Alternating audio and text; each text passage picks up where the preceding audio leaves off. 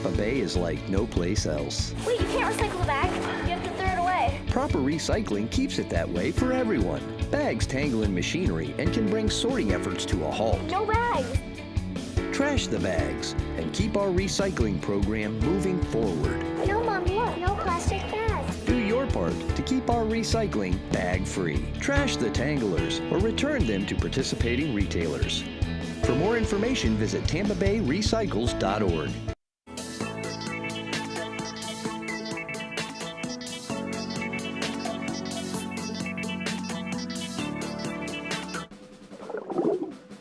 Listen up, you guppies!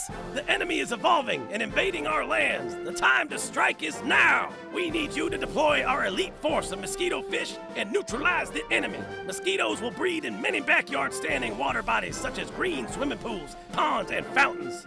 Mosquito fish are a natural method of control and will stop the enemy before they evolve into fully fledged fighting machines. This will reduce the mosquito population and promote safer communities for all of Hillsborough County residents. Report to hcfl.gov/mosquitoes for more information on how you can prevent mosquitoes. Good luck, guppies. Make me proud.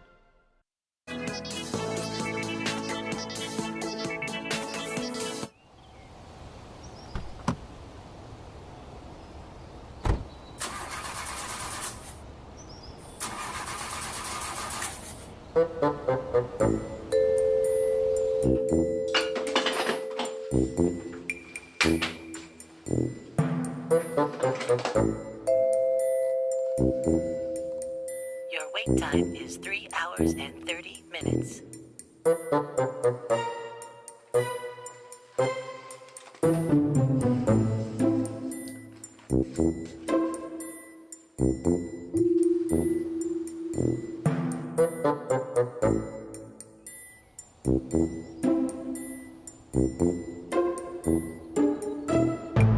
It's okay, Dad. It's just not your day.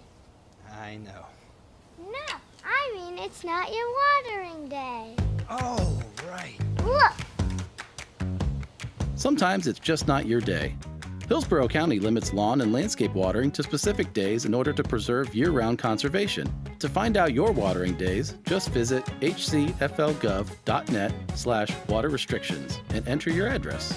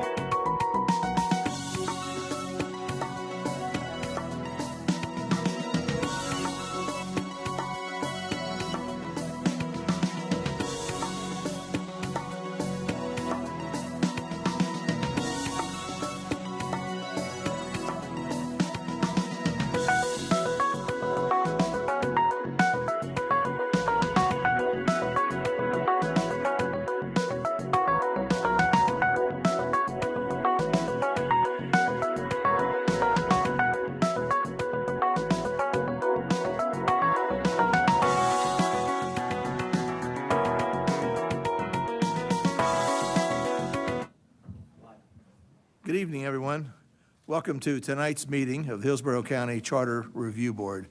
Delighted that you're all here. We have a few board members that I know are running late because of the traffic, but we're going to go ahead and start as close to 6 o'clock as possible. So I'm going to call the meeting to order now. I've got a request from Rick Coons. He actually volunteered himself, and I'm glad he did because I know he's very qualified, to lead us in an invocation. So Rick, would you please begin the meeting with your thoughts or prayers? Yeah, thank you. Why don't we pray together? Father, we thank you for who you are and what you've done in our lives. We thank you that you're our Lord and our sovereign and our King. You rule in the affairs of men. We thank you, Father, that we can come before you and know that you know the beginning from the end, that you're the same yesterday, today, and forever, and that you help us when we call to you. And so we call to you and we ask for your wisdom. We ask for your insight. We pray for the meeting tonight and throughout the year that we would make wise decisions, that we would consider each other and everybody's opinion, and that we would listen most of all to you. We pray that we'll bring you honor and glory through all that we do. We pray all this in Jesus' name. Amen. Thank you. Mr. Chair? Yes. I don't know if this is appropriate at this time, but before we get the meeting started, I'd like to take a moment to wish you, our chair, a very happy birthday. Thank you. And I think all of you ought to join me in song, don't you? Oh, I was afraid of that. Happy birthday to you. Happy birthday to you. Happy birthday, dear heart. Happy birthday to you. Thank you. Thank you. I applaud you. Oh, no, card. Oh, gosh. I said to keep it very small. So that's small. Well, maybe it was before the TV came on is when that song should have happened. But we all do the Pledge of Allegiance. Our flag is right behind me. If you join me, please. I pledge allegiance to the flag of the United States of America and to the republic for which it stands, one nation, under God, indivisible, with liberty and justice for all. Thank you all. A couple of small housekeeping matters. Remember, when you want to speak, to turn on your microphone. It's equally important to turn it off when you're not speaking so that we don't build up an accumulation of feedback. Also, if there should be, come up with any votes on any matters tonight, the nay votes need to be recorded. So help me remember to ask you if you vote against any motion at any point in our 12 months that we're meeting. We do need to record your name in the minutes. Any other housekeeping things you can think of, Beth? Yeah, Beth's holding me by the hand all month long, so she's been wonderful, a delight to work with. You know, Beth did send out some material to all of you. There was some requests made at the last meeting for the executive minutes of the previous charter review boards. I know that was distributed. And I think, is there anything else distributed to everyone? Yeah. The letters that were sent to the Board of County Commissioners and the Constitutional. Oh, yes, that's correct. Yeah, Yep. That's correct. And so both of those prior reports and those letters were sent by email and uploaded to the virtual binder. But if anyone needs paper copies, I have a couple extra tonight as well. Yeah. So everyone knows, what's the path to get to the virtual binder? What website and what prompts? It's on the Hillsborough County website. I include it hyperlinked in all of the emails that I send with the agendas and the recaps and everything. Excellent. But I'm happy to send it again at any time if anyone needs it. Okay, excellent, excellent, very good. Very good. Well, we'll open now for public comments. This is traditional, or maybe even mandatory at every meeting. It's 3 minutes available to anyone who wishes to speak on any matter before the group. So I'll ask, is there any public comment tonight? I'll ask once more, and then I'll close public comment. Is there any public comment tonight? Okay, thank you. That probably won't be the case for many more of our meetings. So let's enjoy it while we can.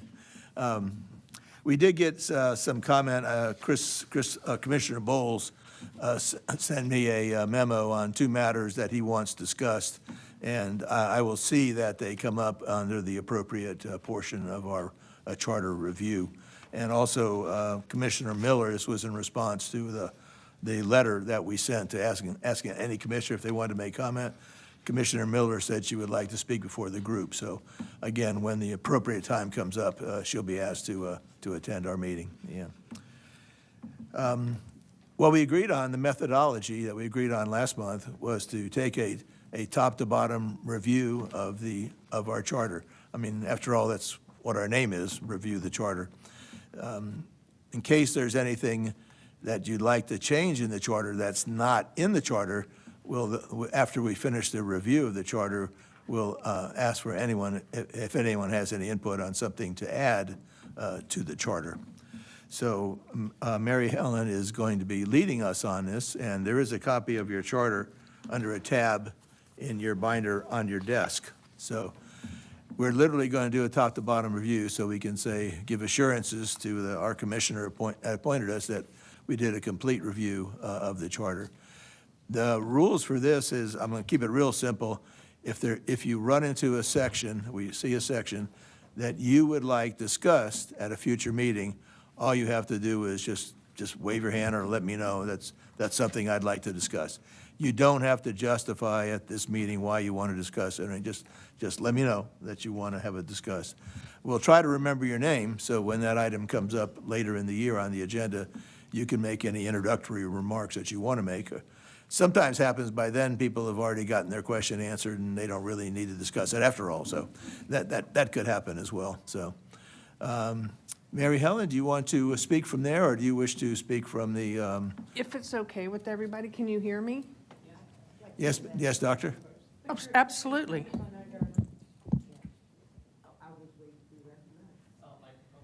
Okay. I'd like to ask a question. Yes, ma'am, please, go ahead. Because the staff is doing such an excellent job with these drafts of the minutes, and we review them to make sure that they're all accurate, will we be putting the minutes on the agenda to approve them? And I kind of like to do that because I look at the minutes and see things that we said we were going to talk about. So I see 3 items, and if we talk about them in the discussion, that's fine. But is it customary, or do we put the minutes on so we can approve them? Typically, we do have the minutes, and Okay. I know they were distributed, so if we want to take that up with the chairs, okay I with would it? love to see the minutes distributed. I think that's a good idea. Yeah. It helps memories too if we have a printed copy around. Yeah, yeah, I have the printed copy, so I just want to make sure that we Thank you put for it bringing on that so we point up. can, That's a good point. Yeah. Thank you, Doctor. So you were saying, Mary Helen, do you wish to speak from your chair? That's fine if everybody It's can fine by hear me. Yeah. Okay, That well, works. I will go. I did give a brief overview at the last meeting, but the purpose of this is I can make some more, some comments, but it's more to set the agenda for future meetings as to what we want to discuss. The first 3 articles are basic as to what the charter can affect. This was debated back in 1983 when the board first drafted the ordinance, and they made the decision, probably because there was some pushback from Hope that's not on the camera. from these entities, that the charter is basically only impacts the charter, the county government. So it does not affect the constitutionals, the school board, EPC, some of those agencies. And so I didn't know if anybody wanted to entertain expanding that, but that's really all that does, is sets the umbrella of what the charter can reach. And I'll just move on, and if somebody has something they want to talk about in depth, please let us know. Is there any questions on those first 3 sections of the charter? That's 101 and 102. Thank you. Could I do Yes. have a question. Yes. Real quick. Never mind, I misunderstood. We're just dealing with Article 1, is that correct? Well, because really, until you get into the 4th article, which is Okay. the legislature, These are common to most county charters as to what they affect, the separation of powers, and the provision that we hold our own home rule as the Constitution permits. So you'll find those in most county charters. It's not perfunctory at all. No, but I understand. I would just like to have the option to discuss perhaps, as the chair said, my thoughts may change, but I would like to have the option to discuss Article 2, Section 201, please. Sure. Absolutely. Thank you, ma'am.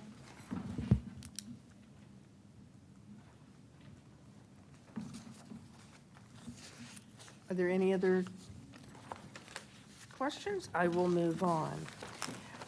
The legislative branch. Now, this obviously has to do with the Board of County Commissioners, and also the internal auditor provisions are in this article. And basically, we have 7 commissioners, 4 district commissioners, and 3 at-large. And I've got all of the minutes from all of the meetings when the board back in 1983 did their discussion on this. And there was a lot of discussion about at-large versus doing what we call a hybrid plan. And the deciding factor was that, as it is currently, all voters can vote for a majority of the Board of County Commissioners, because you've got the 3 at-large plus your district commissioner, depending on where you live in the county. So I don't know, that's typically one that genders a lot of discussion with the board. So I don't know if anybody wants to move, agenda Well, that for a meeting to. Yeah, 402 is the one that specifies the number of commissioners. Yes. So if anyone here wishes to have a discussion, maybe we should have a larger or smaller number, then that one should be pulled for review. I would like. Okay, I see interest in that one, yeah. Multiple people, so we'll pull that one for a discussion during the year. I'm in support of looking at section 402 as well as section 403. Yeah, I'm going to 403 right now. Okay. So stand by, 403. That's the section, of course, that deals with districts. Correct. So And that sets up the 4-3 hybrid, Yes. as I explained before. So Okay. if somebody wants to make it all single-member districks, Right, which this is the separate place from to the discuss number. that. Correct. So if you believe we should have single-member districts, and this is where you want to talk about it. So we definitely will bring that one up. Okay, I got multiple interests in that one. By the way, there was a bill filed Yes. that would require, I think, school boards and counties to have only single-member districts. Pardon? And aligned. Oh, yeah. I have, my sources say it's not likely to pass, but we'll know before the legislature finishes what the status of that is. And certainly, we will monitor that as it goes through. There's slight differences. There's actually 4 different bills. Okay. And of course, when they go through committee, they might change and all of Yeah. that. So we'll be sure to make sure everybody is kept up to date as that moves through the session. Okay, so thank you. So we got a discussion, I'll just recap. Chris Ann was interested in 2.01. We have 4.02, which deals with the number of commissioners, and 4.03, which deals with districts. That's what we have so far. So would you please proceed? Yes. Section 4.04 is the residency requirement, just requires commissioners to live from the district they run in. Obviously, for the at-large, it's anywhere in the county. For the 4 single-member districts, you have to be a resident of that district. And it also talks about term limits, which is, again, another subject that has garnered a lot of discussion in the past, because currently you can serve, and it's typically because of redistricting, 10 years as a single-member district commissioner and 8 years as an at-large. But the wording of the charter does not prevent somebody from serving as a single member and then running as an at-large, and vice versa. Right. So Sure. that's an issue that you may want to talk about in depth. Chair, I have a question. Yes, sir, Mr. Taylor? So if we were to if the composite of the board changed, let's say hypothetically went to single-member districts, would the term limits automatically apply then to the new districts? What I would suggest is if you go that, and we do a draft of that, that you address. Go together. You address them in tandem. Okay, thank you. I have a question. Yes. Mr. Chair, so if that did not come to pass, single-member districts, can we still revisit the issue of term limits and district hopping? That's what I planned on, yes. Yes. Yep. Thank you. That's, Mary Helen explained how it actually works now. You can roll from one to another and roll back, Correct. for that matter, yeah. So I don't know if it's on the record, but I'd like to have address 4.04, please. Okay. As Sure. a record. Yeah, So, that's but I would definitely, like to that's have definitely that coming as up. well, Mr. Chairman, section 4.04 looked at. Yeah, that's definitely on the agenda. Okay. Thank you. Okay, so we got another one, 4.05, elections and term of office. Correct. And that one basically sets up when we do the census, and, which is every 10 years, the next year, once we get the numbers, which is usually around March, we've got 120 days to redraw the district lines, which is, it might not have been that difficult back in 1983, but now with the population shifts and all the, the additional legal parameters involved, it's, we'd have 120 days that can be changed. And the reason we do that is once we redistrict, there's different lines. So somebody might be in District 4 and then after redistricting be in District 3, for instance. And those commissioners might have lived in District 4, and if we redraw the lines, they're in District 3. So we just have that transition schedule just to make sure that once we do the redistricting, for instance, in 2020, the census, 21, we do the redistricting, in 22, we have the new elections based on the new lines that were drawn. Okay. So is there some content in 4.05 that we want to review at a future meeting? I will just, okay, sure. Okay. May I ask a question, please? Yes, please. Would 4.05 also be something that would be amended in tandem with the amendments of 4.03? Yes. Thank you. Those would, in fact, almost any change that you want to do, there's going to be, even though you want it 4.04, you want something changed, I will bring back the other provisions that you need to consider to put that into effect. Thank you. Thank you. Yes, Karen? I would like 4.05. Oh, yeah, it's done, that's a deal. If anybody, any one person says they want it, it's done. Yeah, yeah, Yes. yeah. The reapportionment, the thing that could be changed is the process. The 120 days could be changed. We do have to reapportion after the census, especially if we have all single-member districts. If they were all at large, then it would not be as important. You might still have districts and residency requirements, but that's the trigger. And it also sets out the process. And I can say over the years, the city of Tampa, not that we want to mirror what they do, but they have the planning commission do the whole redistricting and draw the lines. And the Board of County Commissioners, I've done the last three after the last three censuses, and they wanted to take that on for themselves.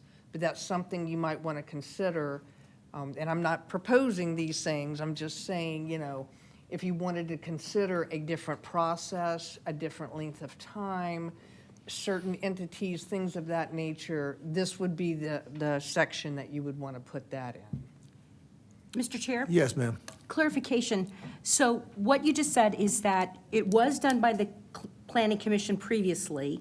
For the city of Tampa. Oh, I'm sorry. Yeah, the county has The not county's done- doing it itself, the commission is doing it, Correct, right? has always, the last three times have chosen to do that themselves. And do you know what methodology the commission is using to draw those districts? Yes. What we have done the last three times is we have a group of staff people. I've been the attorney each time. We get our GIS mapping people with all that technical knowledge. We have the planning commission, the supervisor of elections involved. We reach out to all of those.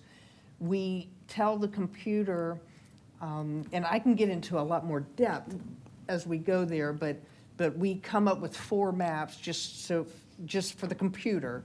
And then commissioners can submit their own, other people can submit the maps.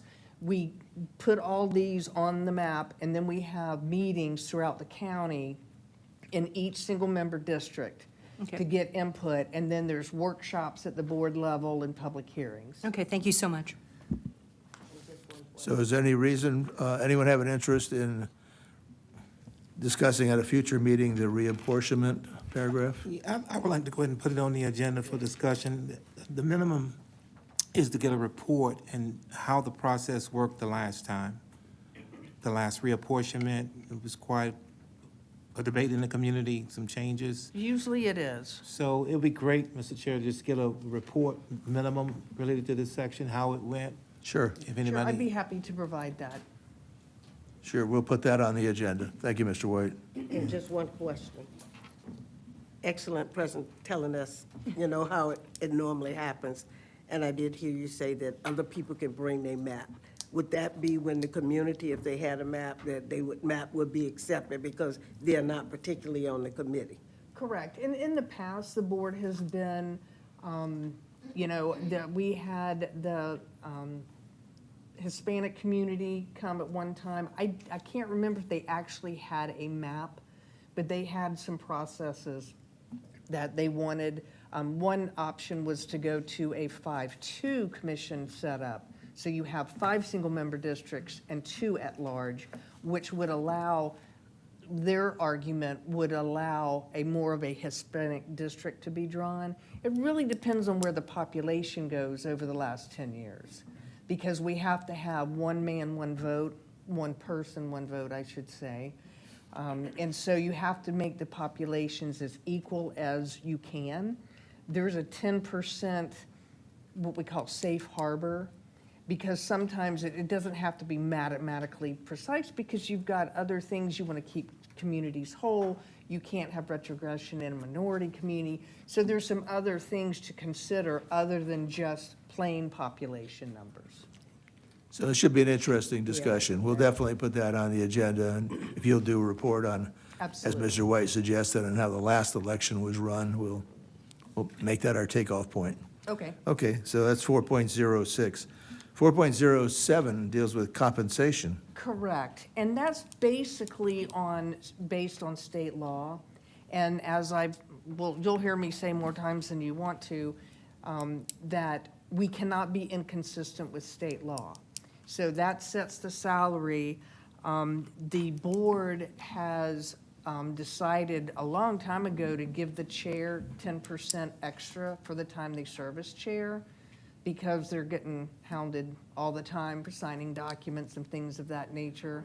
So that's not in the charter, but if there's something that's not in the charter that you don't think should be in the charter but might be a good idea, you can always suggest that to the commissioners. One was, years ago, it was Mr. Al Davis, for people that know him, was that in the oath that the commissioners took was the oath that came out of the state constitution, and he wanted to add in the Hillsborough County Charter, and that was done. So ever since that changed, that's part of their oath.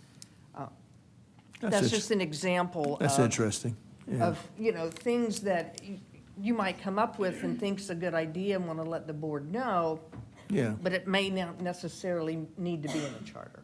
So we could be a part of this rich pattern of history that goes on for years, huh? That's Absolutely. wonderful. So does anyone have an interest in putting 4.07, the paragraph that deals with compensation, into one of our meeting agendas? Okay, seeing none, move on. 4.08? And that basically just puts in our charter that ordinances, resolutions, and, or affirmative vote It takes 4 if it's an ordinance or a resolution. So all of your zoning approvals are done by resolution. It's been that way since I've been here. It's been a long time.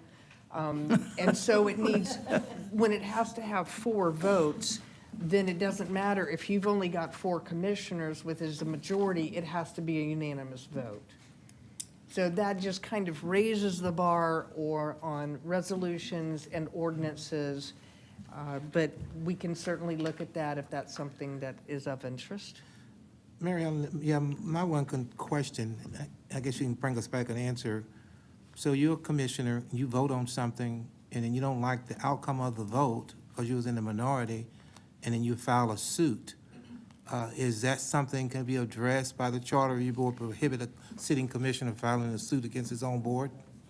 Well, that's only been done once that I am aware of. It had to do with the transportation tax, that a commissioner sued over that. Otherwise, I've never known, and I don't know what cause of action you could have because the majority voted against the way you wanted. I don't think there's any legal liability that would attach to that. I mean, the suit cost the county quite a bit of money, correct? I wasn't involved. I would like to get a report based on this section of that issue, and could something be put into the charter to prohibit a commissioner from suing his own board? Okay, I will look, I can look into that.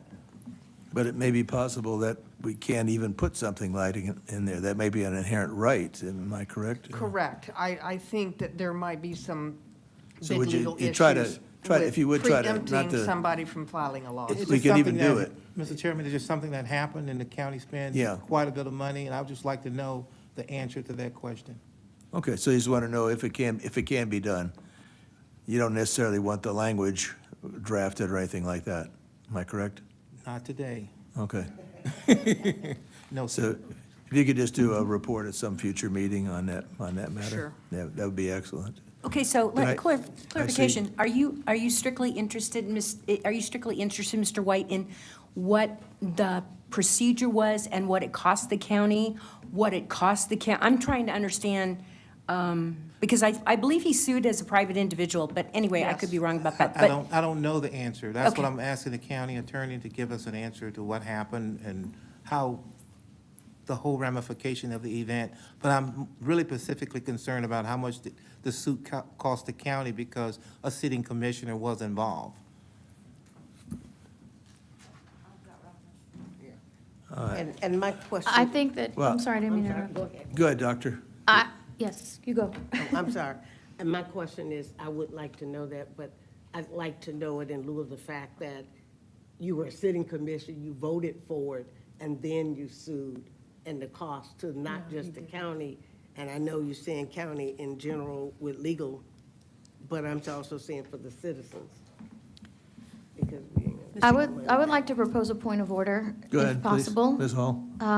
I think that we should have the county attorney address the relevance of the depth of this information requested before we involve Yeah, that's what I'm this concerned about. board in that matter, please. If it won't lead to a charter change, I'm not sure why I want to run down that road. Yeah. Mr. Chair, according to Yes. Florida Statute 125.15, a Florida law, a county commissioner can sue their board, and the board, composed of commissioners, can also sue and be sued in the name of the county. Okay, so we could not include any language contrary to that. Not unless you're trying to supersede Florida statute. Thank you.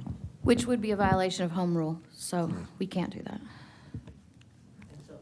Let's wait So on if the we answer could just from bring the that back county and without attorney. Let's getting wait into on the answer detail. from the county attorney. I'm sorry, if we can just get something to say no, and let's not get in detail and look at the Florida statute that Board Member Snively just read to us.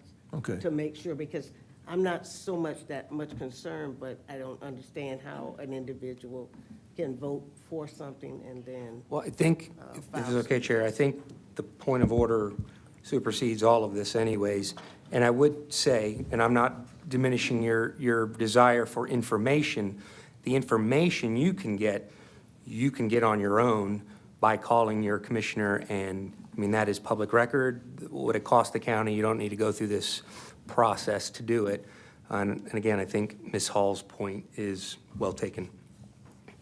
What's the sentiment of the board on this matter? Do we pursue it or not? I thought you said we can bring up whatever we want and just have it looked at. We didn't need a vote. Now That's we for need- a charter change, but a charter change is not possible along Mr. the Chair, lines of we're what you're just asking for suggesting. information. Yeah. We're not asking to do anything.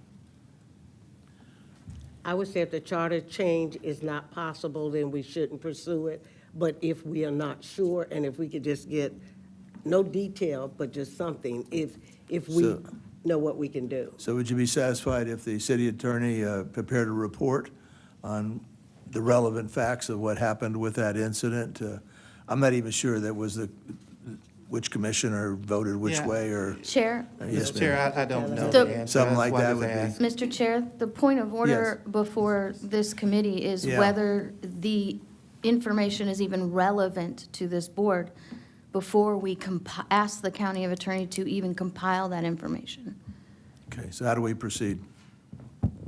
Mr. Chair, check the statute, please, and then proceed accordingly. Well, the statute says there cannot be a change, the change suggested, correct? Correct, but if you'd like the county attorney maybe to verify that information. That's correct. I was going merely on his request to have the information provided. I'm happy to do that if that's something the board thinks would be useful. How do we resolve a point of order, Ms. Hall?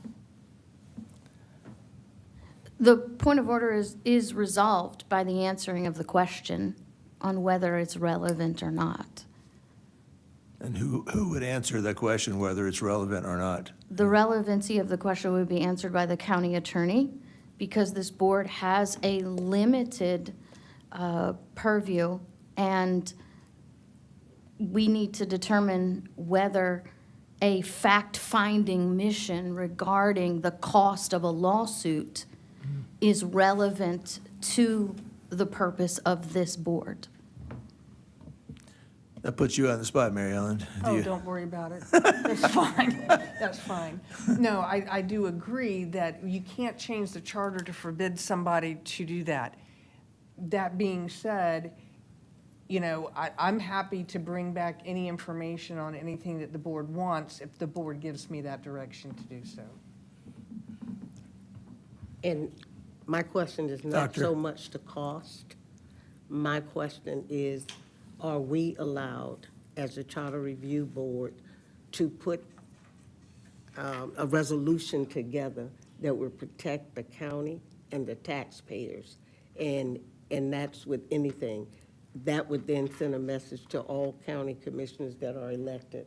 They still have the flexibility and freedom, whether it's the state statute or whether it's the county constitution chapter. But I'm just simply saying, maybe we might be able to come up with something that will overall protect, and not in our personal interest either, is how do we protect the citizens when they go to the polls and vote on something, and then we have an individual that I'm going to say that we've invested our authority in, that actually vote on something and go against it. I'm not concerned at this phase about the cost, because we all ought to know what that cost was, and I understand the question. I'm more concerned is there a resolution that we could put together in a sense to protect the voters as well as the county?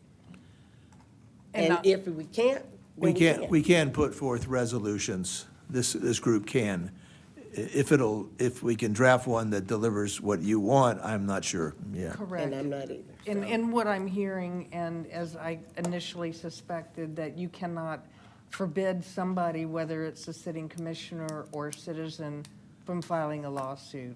And then the judiciary would decide if it has merit, if there's something that was violated in the statute, or if it should go forward or not. That would be into the judiciary to decide. But it doesn't seem like we could prevent somebody, whether it's a commissioner or somebody else, from suing the county. I think it's just a cost of doing business. Yeah. And I think Ms. Snively's point is well taken, to where the scenario that we are all discussing is protected by state statute. So I think that ultimately answers, you know, the question of being permissive to do that as a, you know, as this individual. And as to the, other items that are wanted, again, I think that can be done through public records request, your own county commissioner, and I just want to make sure that your important time is done looking at stuff that would impact the charter, so. So if we can get just a little short validation and less research on it, just a little short validation. If that's the board's wish, Okay, so, question, is this something that we, at this point, we need to vote on as a board and say yay or nay? I mean, we're kind of dancing here and there and everywhere. I'm like, we need to kind of wrap it up and move on. Well, I understand the rules is that any board member couldn't have an issue to address, period, the way I understand the rules, and they need a board's vote. I'm not disagreeing with your interpretation of the rules, but I think that has been stated in more than one way and on more than one thing, that we can't prevent anyone from suing, even if they're on the commission or not on the commission, even if they voted for it or against it. It would violate state statute, and we're basically at this point talking about something that is a matter of public record. It's over and done with, and we are now in the phase of distributing the funds from the settlement of the lawsuit, which are going to be distributed not only to the county for expenditure, but to the individual taxpayers and residents of Hillsborough County in compensation for what happened. So I'm like, okay, we need to move on. So how are we doing that? Are we voting, or are we just letting this die? That's my question. Is it? Mr. Chair? Ms. Levy? Would this fall under Rule 11, scheduling of agenda items? Perhaps. If go ahead. so, a person at a meeting, let me just read it for everyone's clarification. So Sure, the chairman. That's from our rules of order. Yes, chairman has the primary authority and responsibility for determining subject matter appropriateness relative to the scheduling of all agenda items before the board. Accordingly, the chairman will screen all agenda scheduling requests for appropriate disposition. Board members may request that items be placed on the agenda by filing written requests with the chairman via staff 1 week preceding the next board meeting. At each meeting, upon motion and second, board members may place an item on the next agenda by a majority vote. So if you feel strongly about it, I believe that one of you or both of you could make a motion, make a second, have discussion, we vote whether or not this would go on as an agenda item or not. Madam, it's not an agenda item, it's a request for information. I thought that's what this meeting was about, to request that certain issues be looked into and possibly agendaed later on, if it comes up. Not an agenda item, it's just a request for simple information from the county attorney.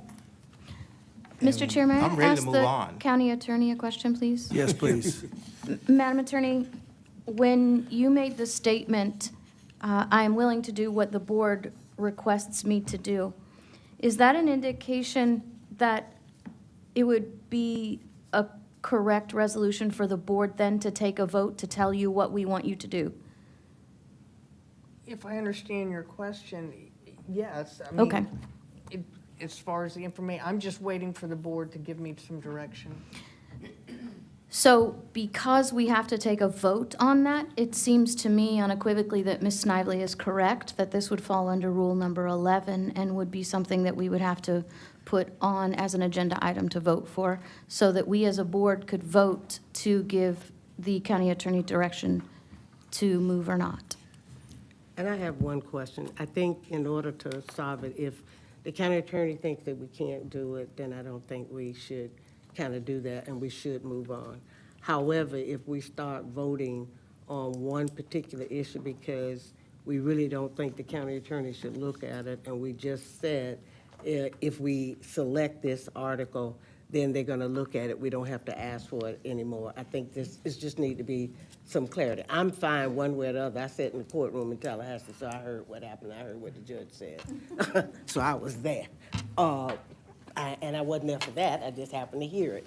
So it's a little bit more than what we're saying, but they put it right back on us to see what we're doing here. That's why I asked for it. So I'm fine whichever way we decide to go with it, but what I would ask, that we be careful on what we're going to start voting on, so we don't have to go back and vote on all these other items. Yeah. If we don't want it, let's say that we don't want it. We just said if one person wants it, it's going to be on there. And if that is not something that we can deal with, it's out. If it is, then we can't do it. We can or we can't. Mr. Taylor? I'll make a recommendation. Again, I want everyone's voices to be heard. I want everyone to feel like they have a place in creating our agenda and what we're discussing. But I also want to be mindful of our time and efficiency and making sure we're being very germane to what we're looking at. You know, in Tallahassee, they have if they do a voice vote, if there's enough hands, then they actually do they go to the board and they take an actual vote. So I'm fine with the process that we're doing to where we kind of understand that the majority would like to see these certain sections. However, like right now, if we hit a section where there seems to be some discourse that needs to be had, some pause, because again, we would be mindful of all the tasks that Ms. Ferris and Ms. Cardenas will be doing on our behalf on the off weeks, to say, we call the question. So at this point, you know, if anyone wants to make a motion, and if not, then I say we move on. What would be the body of the motion? What is the motion? It's not my motion. And Mr. Chair, Go ahead. Ms. Holt? this can all be resolved by Mr. White also saying he wants to pull this section for discussion, and instead of what we've been doing, he can do that, and then that puts it in play. So we can have a motion, and no matter how it lands, he can then say, I want to pull the section. Or were you asking Duly a motion noted. for No, the? no, for the I'm I'm rules? just saying that I'm kind of on your efficiency side. Yeah. Before we go make a motion, and before we vote, and before we get, Were you asking for a feelings. motion for the No, process, Chair, He's gonna for me? pull- Or are you asking the motion of? I pulled it for discussion. That solves that. Does it? Well, it solves it from the standpoint of that, we started the meeting by saying if any one person wants Yeah. to discuss a section, we discuss it, and so instead Yeah, of. well, it's gone beyond that, because Mr. White wants a report on something that would lead to a Right, that was change the we can't make. confusion. I Yeah. think it'll be incumbent upon him to do whatever public records request he wants to make, read the statute that's been cited, and then he may say there is no need to do that. With all the ones we've got coming, 4.08, he could probably announce at our next meeting that I don't need to pull that any longer. That sounds beautiful. So we'll pull 4.08, and Mr. White can make the case for it when the item comes up on the agenda. Am I correct? That's correct. I thought when I brought that, it was gonna be like easy, but no. Chair? Yes. I wanted to pull the item for another reason as well. Oh, so okay. I didn't realize that would solve the issue, but yes, I would like to Oh, go into you're holding out on 4.08. us. So let the record note that Karen Giroux would also like to discuss that. Now, you got to do your own research on it now, you know. Okay. And incidentally, if we do change the number of commissioners, that majority number will have to change. So that's one of those paragraphs that Ms. Hall pointed out earlier that's Yeah, bingo. linked into the others. Okay, moving through that one, 4.09, conflict with municipal ordinances. Yeah, the statutes actually require the charter to say whether or not the county's ordinances would apply to the cities, and I'm kind of paraphrasing it. And this says that they do not. And if the city, if we pass an ordinance, it's a little bit more complicated than this, but basically, our ordinances are not going to impact the city. Any reason to discuss that at a future meeting? All right, we got a nice one here. Talk a little bit about the history of that county internal auditor, because it wasn't on the first charter that was adopted. Correct. It was first put in, I think, and I can bring back when we get to this section. Oh, I hope you don't. But, I mean, I have all the history, we put that together. That's what I was afraid you were going to say. Yeah, I mean, it's a thick book, but Yeah. basically it was created, when it was first created, Pat Frank actually liked the idea, and she wanted to be an auditor/budget analyst, because she felt that she didn't have, you know, enough from the county administration to explain to the extent she wanted some of the things in the budget. That subsequently was taken out, and the whole thing was kind of reworked. Deborah Cromartie-Mency actually has been their lawyer ever since its inception. I would look to her if, you know, once we get, if we're going to deal with this section, which I assume, that she can provide a lot of the background on what was changed and why it was changed. And if the board wants to go another direction than the internal auditor, certainly you can do that. Thank you. Is there any interest in reviewing Section 4.10 as the county internal auditor? I just want to ask a question, I'm sorry. Yes, Was Doctor. there ever an external auditor? Was that? Was there an external auditor before it was By an internal? statute, the clerk performs what we call financial audits. It's a very complicated scenario, but yes, there are audits required by statute. This was more of a performance-type audit. Is the way we're doing this efficient? Is there a better way to do it? It's more of a process-type audit. And so that's basically where and I'm probably not using the right nomenclature, but that's basically what the auditor is doing now. It's more of efficiency and programmatical and how to, improve Thank you. the flow. When I asked the question, did I see a hand? So I see hands. So we will be putting on the agenda 4.10 county internal auditor.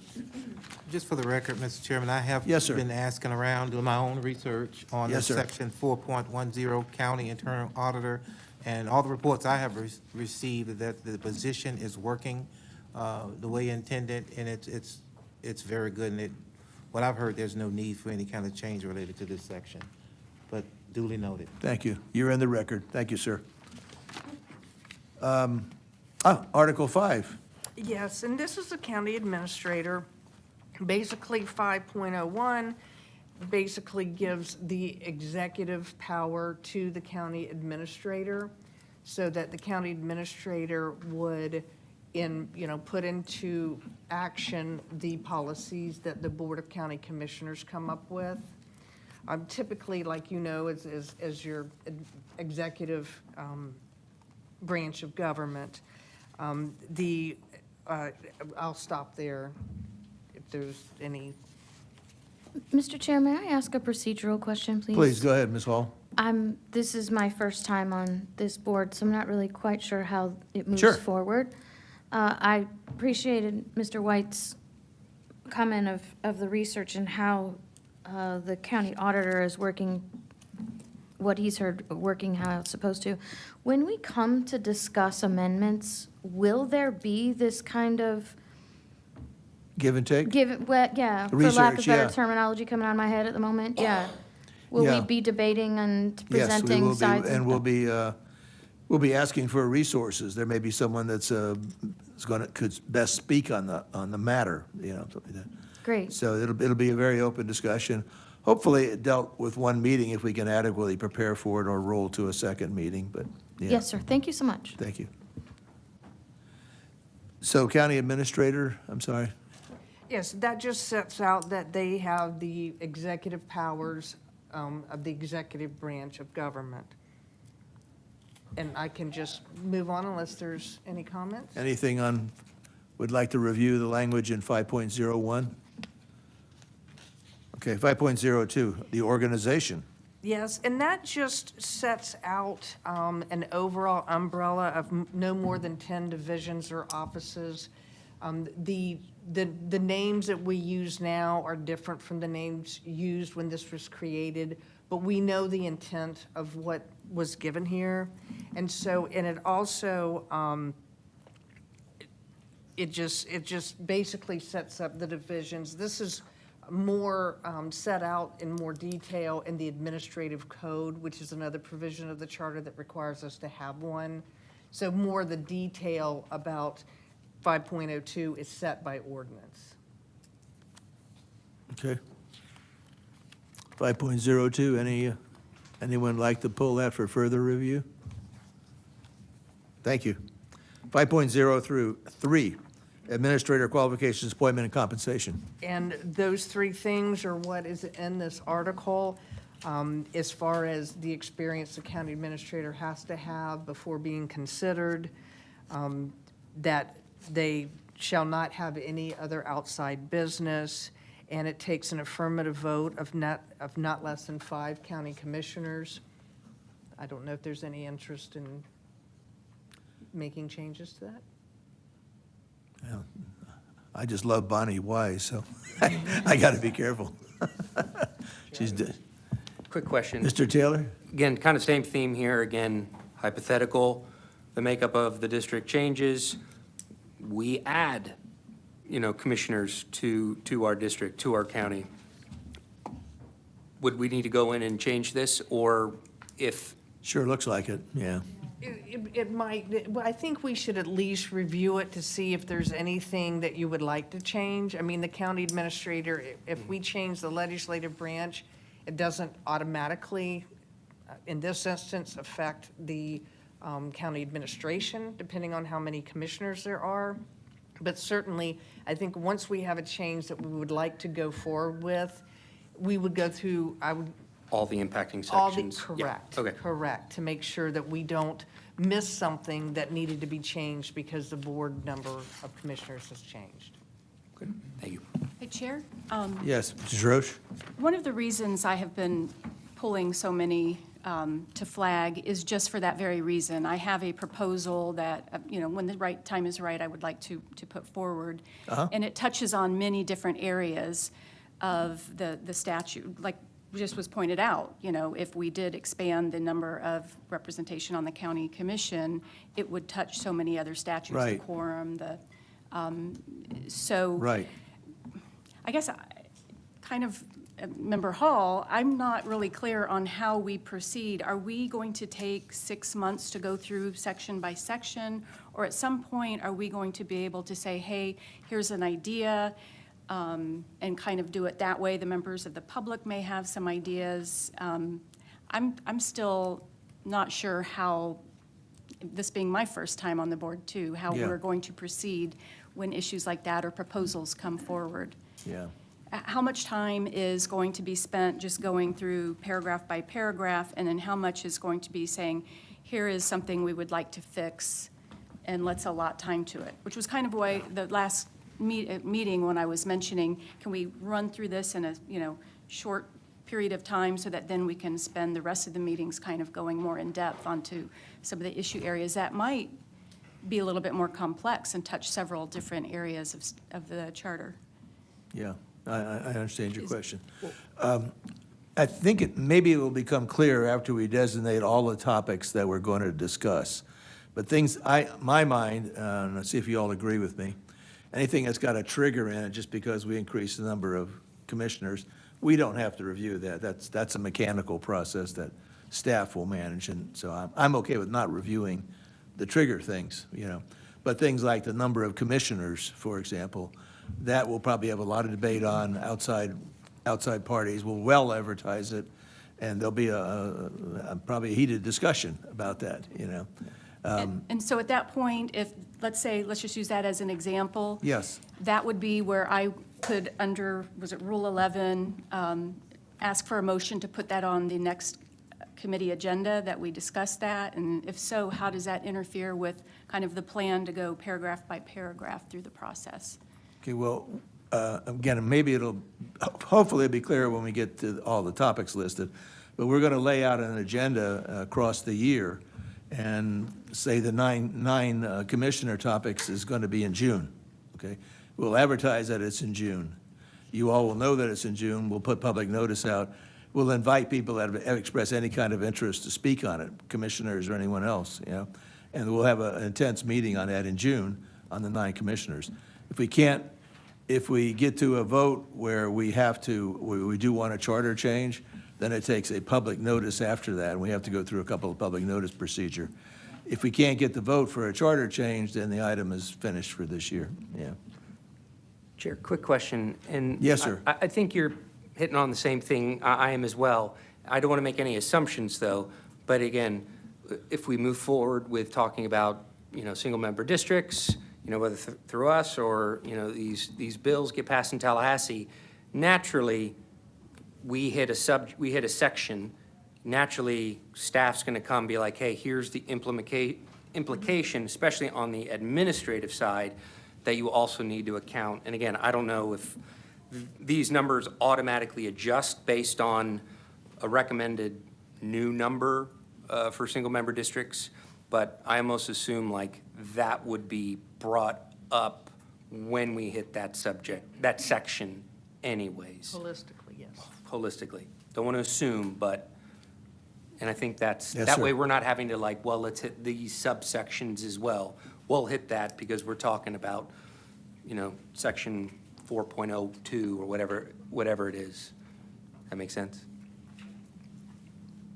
Is that okay? Okay.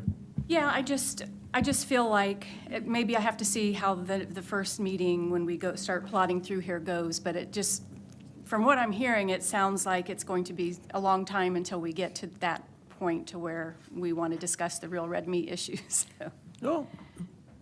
yeah. Well, I guess it's where I have some discretion. So if it's a red meat issue, I'd like it to take it early on. Yeah. So maybe we'll do some polling afterwards or Okay. before the meeting is over. And once we look at all the topics we got, what sort of sequence that you would like to tackle them on, So well, that's a good point. Let's list all the topics and then have some discussion of how we want to approach them, yeah.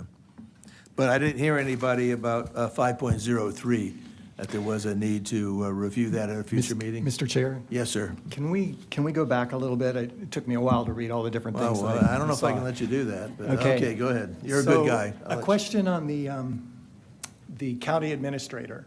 So we got a notice from Commissioner Bowles about different things that he was proposing and things he'd like to see. And one of them, and it raised the question to me, was they basically, without speaking to the merits or not of the issue, he would like the fire chief to have direct access to the BOCC. And so because fire rescue is under the deputy county administrator, they feel like it's too far away from the BOCC, but it looks like none of these go directly to the BOCC, only the heads of these departments. Is that a correct reading? There's seven. That's correct, and if that was a proposal that the Charter Review Board would like to consider, there may be something in the administration sections, if we're going to change that, because it would probably go underneath the Board of County Commissioners. That's where the internal auditor is. That's a direct contract with the Board of County Commissioners. Okay. So we would look at that to see if anything else needed to be changed. I can't think of anything off the top of my head, but Yeah. Well, that's, just for clarification, so I'm looking at this that was in our book that Right. gives all the little, it looks like the county administrator is between everybody and the county commissioner. So do they have a direct line otherwise? Is it just the way the diagram looks that makes it look like? typically it's the county administrator. Now, that's not to prevent a commissioner from picking up the phone and calling anybody in the organization if they've got a question. So it's not like perhaps military service or something like that where you have to go only through. I mean, the board can reach down bypass it. to staff and people in my office. Okay, thank you. Sure. Yeah, with that, using that thought, as we go through this, and what I'm doing, just to let you know, as we go through this, we have those requests like that. If you see a place where that might get spliced in, then we'll make that a topic we discuss. I've not seen a place to splice that in. I was planning on bringing that up at the end under new items, things that are not in the charter, but, yeah. Just to follow up on that particular item, because Yeah. I've been reading it, trying to figure out what part it would apply to, and the only section that it comes close to is under Article 5, Section 5.02, Administrative Organization. But my question would be, is that a decision that the charter actually makes? Because this is kind of the overarching guideline, and then who decides this, right? So my question is, I don't know if it's relevant to what we're doing with the actual charter as much as it is to perhaps it's an administrative decision or a BOCC decision, not necessarily something that's required to be changed in the charter. Could be. We sink our teeth into it, that's one of the issues we'll figure out. Yes, definitely, we need to look at, all due respect to Yes, sir. we asked the commissioners do they want to have any input? And so I think we need to respect that they did, the two that, one wants to come and the other one gave a. Yeah. So we need to make sure I'm in favor of taking up any issue that the commissioner sent to this board. Oh, yeah, you can take that for granted. Yes, sir, thank you. Good point. So about 5.03, any changes to the language in those paragraphs? I think we need to pull it because it would bump into the other ones, isn't that right? I Well, mean, it'd be triggered, the numbers would change because of the yeah. other? Yes, sir. Well, if Did I pull it. miss that? Okay, good. Or Well, we just review it. if Maybe I'm taking a simplified changes. approach. Anything that's Okay. got a trigger, automatic trigger, because we changed Okay. something earlier. Correct. Thank you. We look at it, I think if, okay, let's say, we did go to 9, then we'd want to see all the paragraphs that changed, but we don't have to pull that aside for a meeting topic. Yeah. Right. Right? Correct. Okay. Okay, thank you. We're out of the 5s. Well, there's 2 others, political activity and performance bond. I assume that's pretty straightforward. You wouldn't want to do otherwise. Yeah. Yes.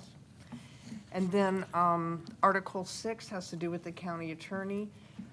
And I will say, Julia spoke to Ken Tinkler, who some of you, he was actually co-counsel with me for the 2000 Charter Review Board. And he's with Carlton Fields now, and he has agreed, as he's done with past boards, if there's something with the county attorney and I feel that we have a conflict, he would pro bono give the legal advice that the Charter Review Board Thank you for arranging that. Yes. Do we need to make the motion to that effect? That's fine. I'd like to make a motion that we have Ken Tinkler as our conflict attorney. Yes, and basically the conflict would come up if you wanted to make the county attorney an elected official or do something with limit the number of county attorneys, something like that. That's very important, that conflict attorney.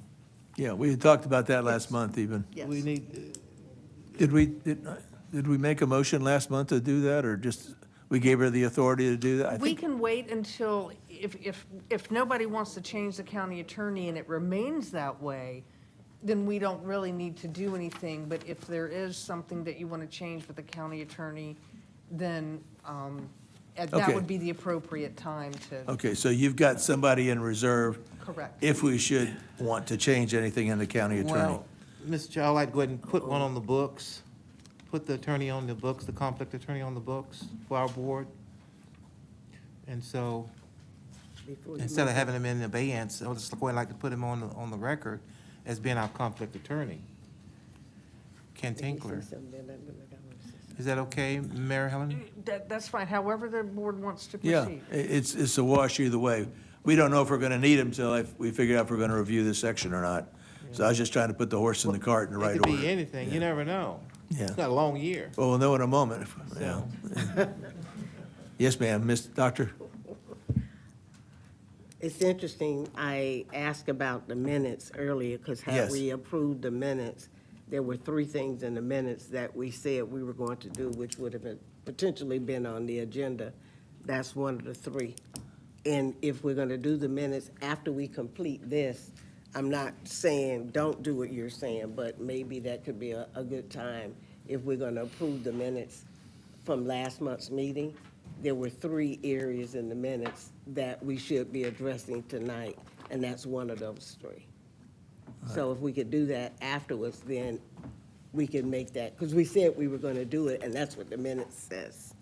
So, I'm not saying don't do that, but if we continue this, so we can get through this section and then come back, because that's kind of like doubling back, that's all. All right. Well, let's go section 601, legal affairs. This is a multi-page article. Yes, it basically outlines that the county attorney is the head of the county attorney's office. It outlines the county attorney's duties and the county attorneys, their appointment and compensation, and basically in special attorneys and disclosure counsel. If anybody has. Is there anything you would like changed in here? Oh, boy. Let's wait until July of 2027. That's your drop date? That is my drop date. And I might come back and be on a charter review board. Yeah, that's it. For Oh, my 33 years, gosh. I've kept my opinions hidden deep inside. And which I have a lot, because I've worked with this document for a long, long time. I would But like to. I will wait. Mr. Chairman, I would like to put it on, it would be great for the county attorney to address the Charter Review Board since the change. And I don't know how long, she's been the county attorney for, 2018, the change he's referencing, Board, is in a prior to, I want to say 2006, don't hold me to the date. Yeah. The county attorney was hired and fired by the county administrator and reviewed, the performance reviews done by the county administrator, which was an outlier with other counties. And we hired Chip Rice, who came in and reworked this so that the county attorney is hired by the board. Performance evaluation is done by the board instead of the county administrator. So that's, is that the change you're referring? That's the only That's change? correct. Yes. Correct. And so I don't know if Christine would be available or would have, she was not the county attorney when the change was made. It was Renee Lee. yeah, Mr. Chairman, it's one of the few changes that has taken place in the charter, so it'd be great to get an update for the citizens. Update what, please? On the state of the county attorney's office based on the changes. Based on what changes? Based Mr. on the charter amendment where the county attorney reports to the Board of County Commissioners. Was versus that done reporting 20 to the- years ago? Yes. You want us to report on something that was done 20 years ago? It's a review, Mr. Chair. It's a review of the charter. It's a charter position. I don't understand the request, Mr. White. Yeah. Well, yes, I want to pull that section. Simple. Let's keep it simple. Okay, we'll pull the whole article, Mr. White? Yeah. Yes. Thank you.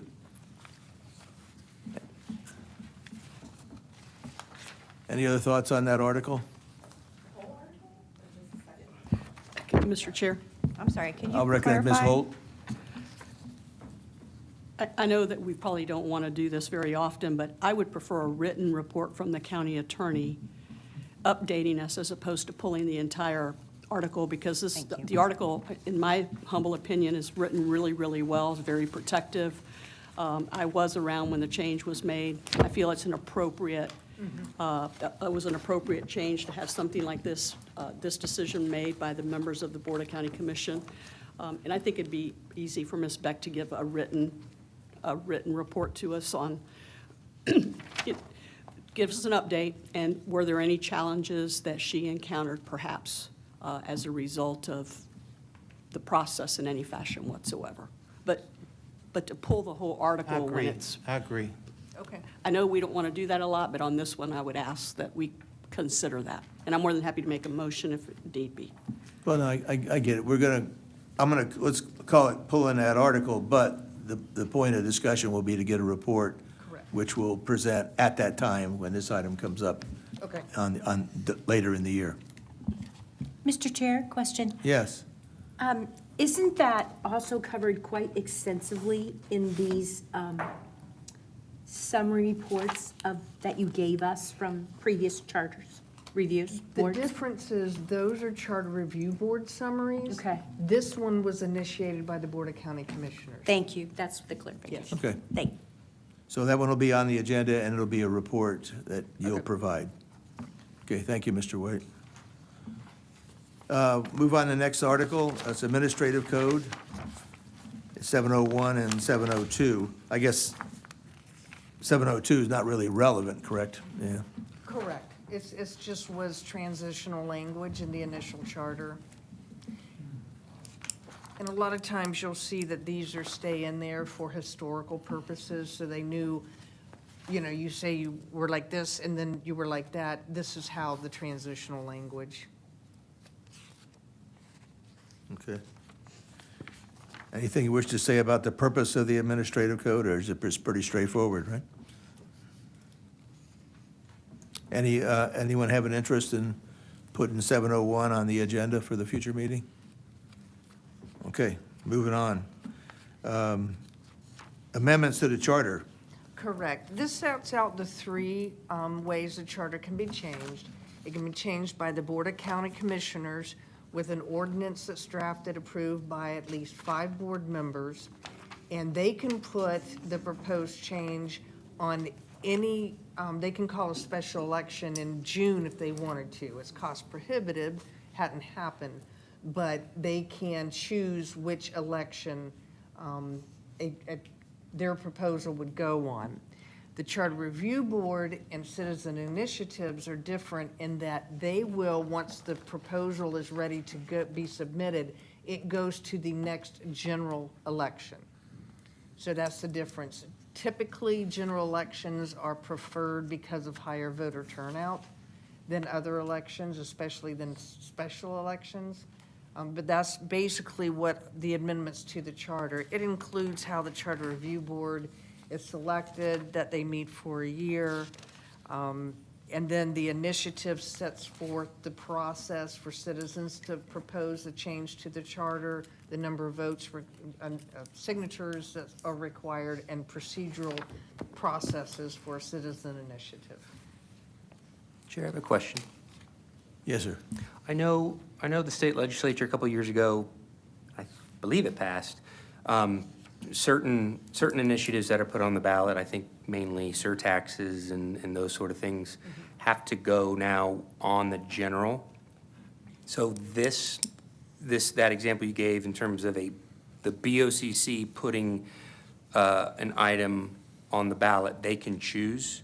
Is that? If it's an amendment to the charter. Correct. It's not if they wanted to raise the taxes, that's all done by statute. Right. This is just if they want to change, put an amendment to the charter, they could choose other than a general election. I think that's highly unlikely. Right, okay. I would like to pull this section, if that's okay? Did you Section say you'd like to 802? pull that section? The Okay. Charter Review, Section 802? Yes, sir. Okay, thank you. 802 or 801? You're just doing 801, 802? Were you interested in 801? Yeah, what are you pulling? 801. Oh, 801, not 802. I'm 801. with you then, okay, 801.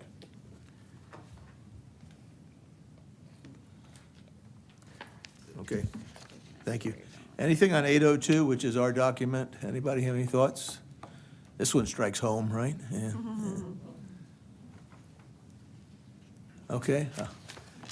803 is initiatives. Quick question related to that. So. Yes, sir. Just say something changed related to commissioners, and there is 14 members on the board now, charter board, and you change the number of commissioners, what would happen to this section? As we've said, yes, if we have a change that the board wants to put on the ballot, before we get there, we will go through all of the charter to make sure there's nothing else that needs to be adjusted because of the change the board wants to make. Got it.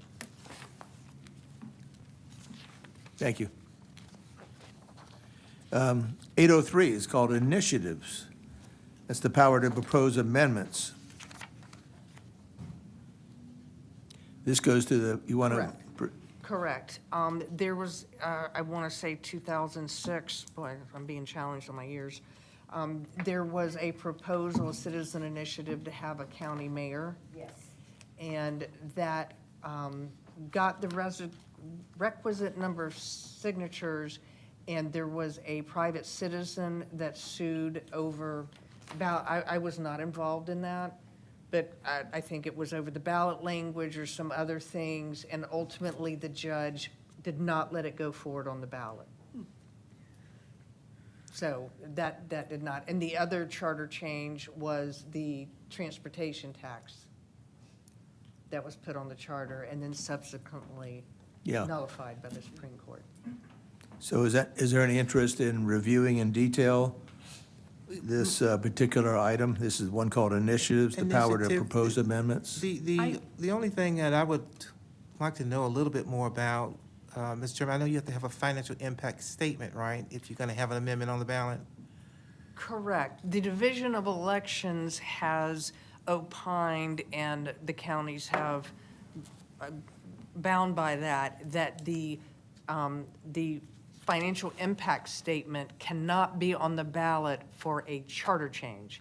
It has to be on the ballot when you're talking about a state constitution change, but not for a charter change. We still do the financial impact statement, and we post it everywhere. It is just not on the ballot. Ah. And that's by the state. So, the reason I want to, Yes, sir. just say the citizens reached the ballot with an initiative. Then is it the county responsibility to defend it in court if someone would challenge That's what we it? have done in the past. Wow. So I guess my question is, Because it was voted on by the voters as part of the charter. If they attack the charter, that's the county's document. Chair? I think in those two cases, part of the problem was that the petition was never vetted legally before it was circulated, which they do for state constitutional amendments. I think I would like to pull that just to see if possibly that's something that needs to be looked at. that's my concern. Yeah.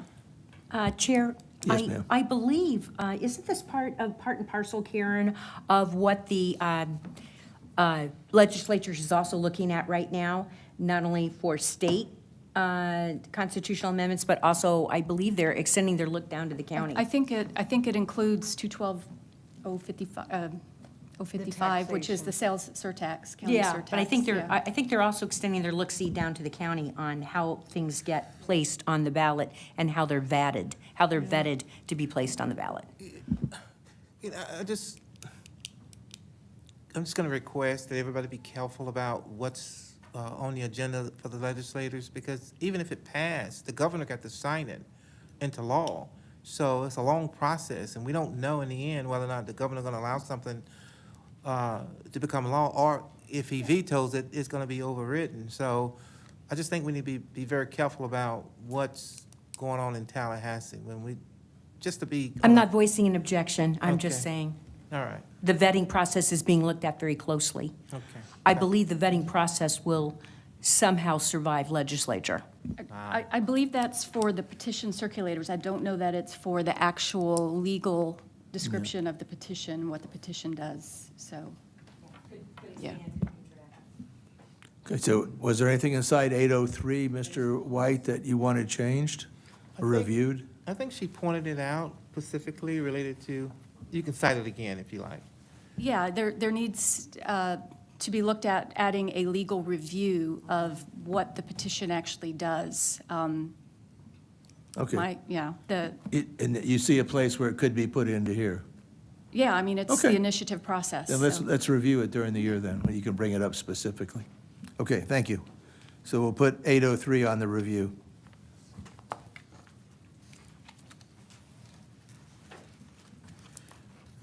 Is 804 related to that? No, not really, I guess. No, that's elections. Yeah, that's just speaking to that they have to be approved by the voters. Yeah. Anything in 804 that would be reviewed, we'd want to review during the year? Okay. 805 is financial impact statements.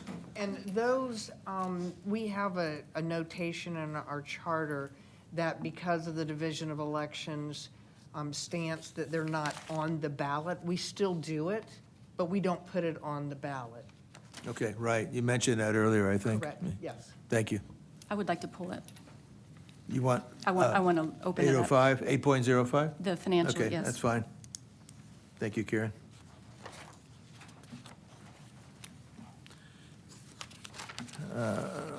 General provisions. These are your standard provisions. It's construction of the charter, the ethics code, political activities, public meetings. Most of these default back to following state law, which we're required to do in any event. But they're in the charter if anybody wants to go over them. Was there anything in these, anything in this article? Well, I guess maybe more specific.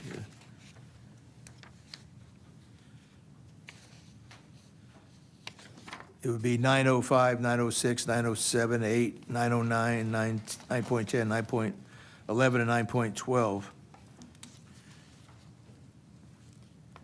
Anything there that anyone would like to pull for discussion during the year? Okay, thank you. Transition, now that's probably just history, right? Correct. That was how to implement the original 5 countywide commissioners to the 4-3. So you have to set up the initial elections, who gets a 2-year, who gets a 4-year. So you have Yeah. staggering of terms, those kinds of things. That was set out. So this- there's nothing there for us Correct. to review. Correct. And if we have a charter change, we would have a new transition schedule that would implement whatever new charter changes the board Right. comes up with. Okay? Chair, I Yes, think right, I'd like right. to flag Section 909, planning. Let me go back to that. Sorry, 1 second. 909, Yeah. okay, sure.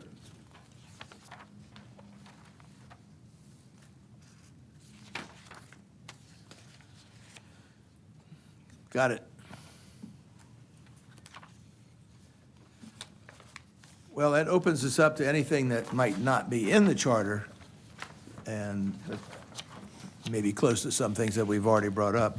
But let me go through to make sure our secretary who's jotting this down and our recording who's going to be played back in the future for this, so we all understand what we're going to be reviewing, okay?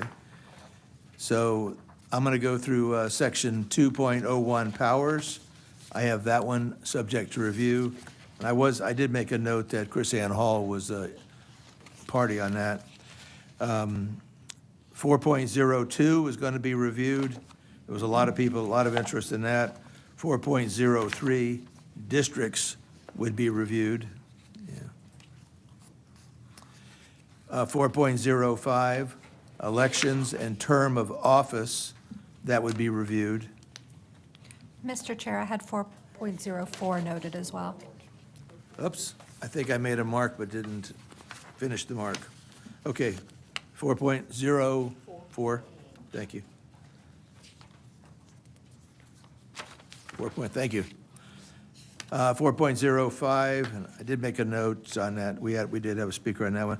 4.06, reapportionment was gonna come up. Bless you. Was there 4.06 reapportionment? Is there a question? Okay, we agree. Okay. Next section was 4.10, county order. That was going to come up for a review.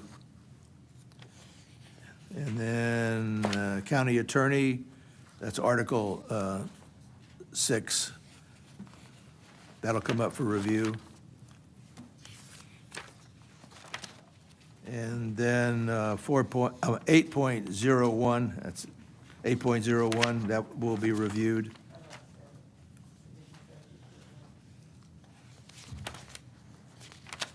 We all together on that? Did you say 8.01, right? Correct. Jim? That was Mr. Right. Taylor. And then more recent history here, 8.03. I have that one tagged to Karen Jarosh. 8.05, also tagged to Karen. And then I think there's just one left.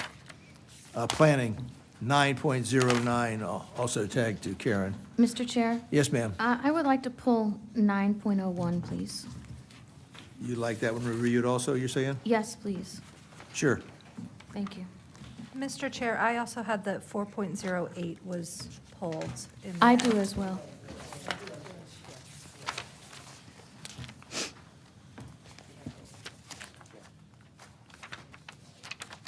Okay. Mr. Chair, Yes. with regard to Commissioner Bowles' request, I think 5.02 is the most relevant. You think it'd slip into there? Okay. Section, if we're going to honor his request.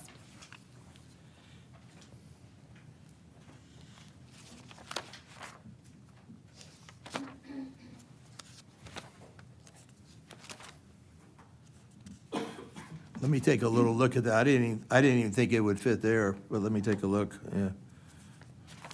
It's the closest thing.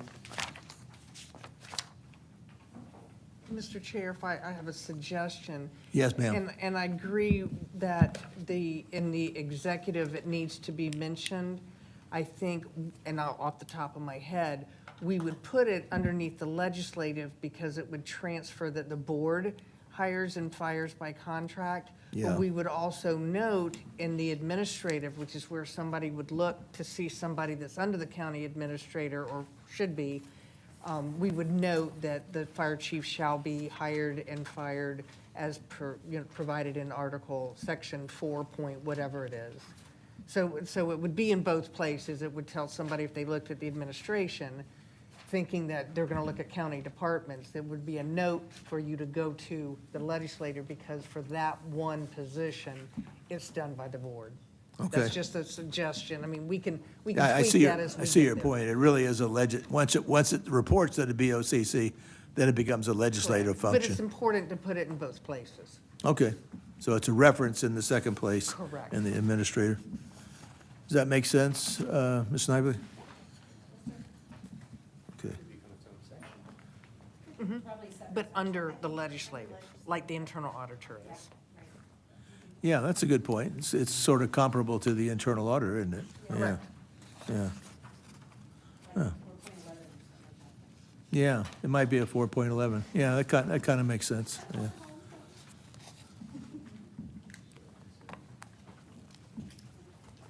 Are there any other items that are not in the charter that someone would like to have added? Yes, Mr. Osh. Sorry. I know you'd be there for me. I was counting on you. Well, I wasn't sure if this goes with the internal auditor or not, but I'm thinking of an inspector general that would be elected, an elected position. The internal auditor is appointed underneath the board, and I think having an independent body, might be helpful to look at. I think there are a couple of counties in Florida that do have it. I think Palm Beach. I believe so. I'm sorry? I said I believe so. Yeah, has one. So I'm not saying I'm wedded to that, but, What's the position called again? Would you Inspector General. Okay, IG, okay. Yeah, an IG for the county. Is it elected? I would have it elected so that it's an independent position. Okay. And I haven't vetted it out. It's just an idea Yeah. at this point, but I want to reserve, maybe Yeah, coming back for that. We'll put that at on some one of point. the future meeting agendas.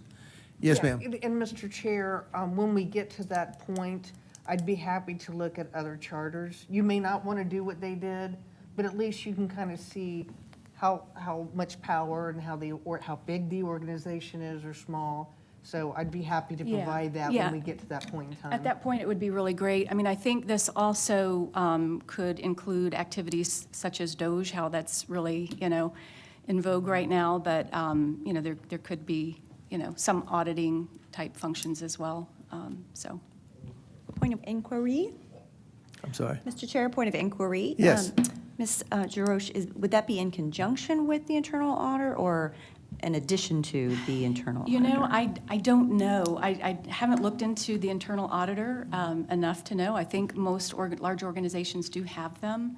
I do like having a little bit of independence as well. So I figured we would be going through that section and, after reviewing that. But at this point, I don't have a position. I'm not even sure I'm wedded to the idea, but something It's that. worth investigating, is your Yeah, point. and if members of the public want to come and, add on to those ideas, be very welcome.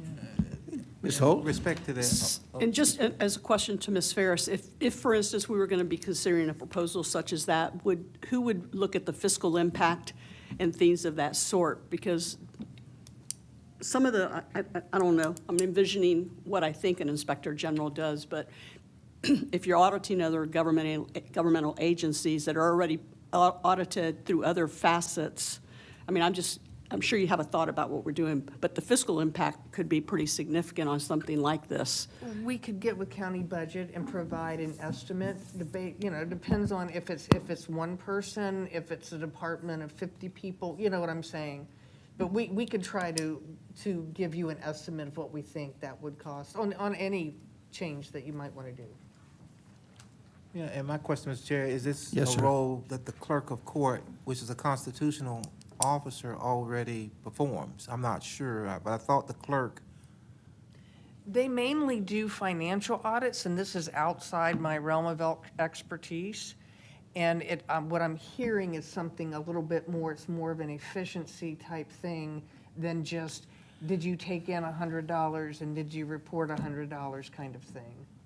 And I'm probably Yeah. not describing it well, but. Yeah. Question Mr. is- Taylor? As well, since we're going around with questions, and I respect you're at the very start of this as well. But Palm Beach County, did I hear that referenced as they have that position in place? I believe they do have an inspector, and I believe it's elected. It might be, and the other one is either Miami-Dade or Broward. Or Sarasota. I'm It's thinking even. Miami-Dade, Broward, Seminole, and Pasco. Oh, she, Well Okay, done. well, thank you. Okay, so, Wow. Wow. and those are elected positions. I do not know if they're all elected, but they are We can existent. certainly bring that back when, Yeah. when this topic is agended. 'Cause We I'd will be- provide that well in advance of the meeting. Because I would be curious, just as we've all kind of trying to put our head around it, how would it be different from other positions currently mandated by our constitutionals and whatnot, what we're allowed to do when it comes to an elected position?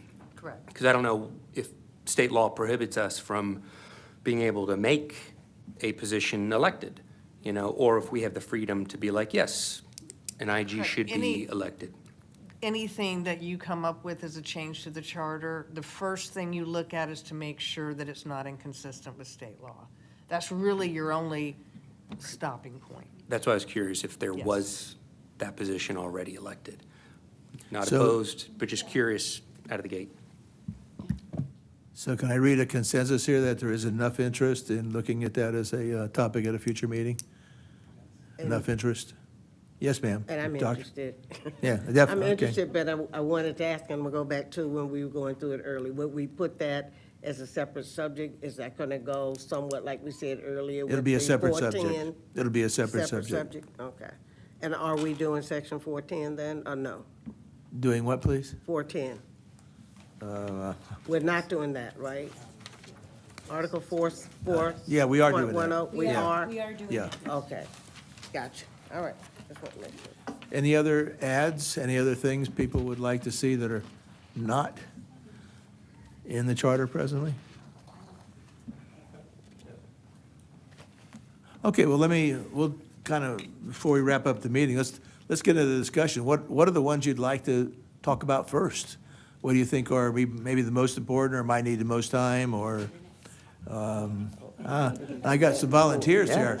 I'm going to go there and then there. Okay, Mr. Taylor. Yeah, it sounds like if I had to do my own polling, the single-member districts and the makeup of that, it sounds like that's got some juice behind it, both in this room and our partners in Tallahassee. Again, I recognize their process is different than ours. Okay. But I think I would entertain looking at that one. Is there a broad agreement on that, single-member districts? What might be the next most important? How many? Oh. Chair? Yes, ma'am. Yeah, I think how many? Because, I don't want to go into it, but if you look at our single-member district population, right now, we're a county of 1.6 million. We have 4 single-member districts, that's 400,000. The next highest county has 249,000 for theirs, so we're well, busting at the seams to go, to increase our single-member districts. And I think it should be population-based, so, maybe up to a cap, so. Okay. So that's the next most important item? It's kind of related. I would wrap that under the same Yeah, I guess- discussion as single yeah. member. You think we cover it all at one meeting, both topics? Yeah. Population-based and. Yes, Mr. Chair, because yes. right now we have 7 commissioners, one of the alternatives is to go to 7 single-member districts, not increasing the number of commissioners, and therefore the budget and overload that accompanies that. The other issue would, of course, be adding more districts in addition to 7. Right. Yeah, I think that's what Ms. DeRoche was just saying earlier, so I think that would be all-encompassing, and my guess would take maybe couple meetings, but yeah. But those are, yes, Ms. Holt? If we were to head in the direction of all single-member districts, then I would want to add the possibility of having a county mayor. She didn't. She didn't. I'm sorry, so I think 2 meetings is for sure. Put it down. And, you know, I do agree with that, and if we're gonna go to all, there's a will to put on the ballot for single member districts, I'm in favor of having a county mayor if we have all single member districts. So I think that should be on the table if we're going that route. Well, for me, it would just be a discussion about because then we would be in comparison to how does the city run versus, because they have a lot of single-member aspects to them. So I'm talking about discussing the possibility of adding.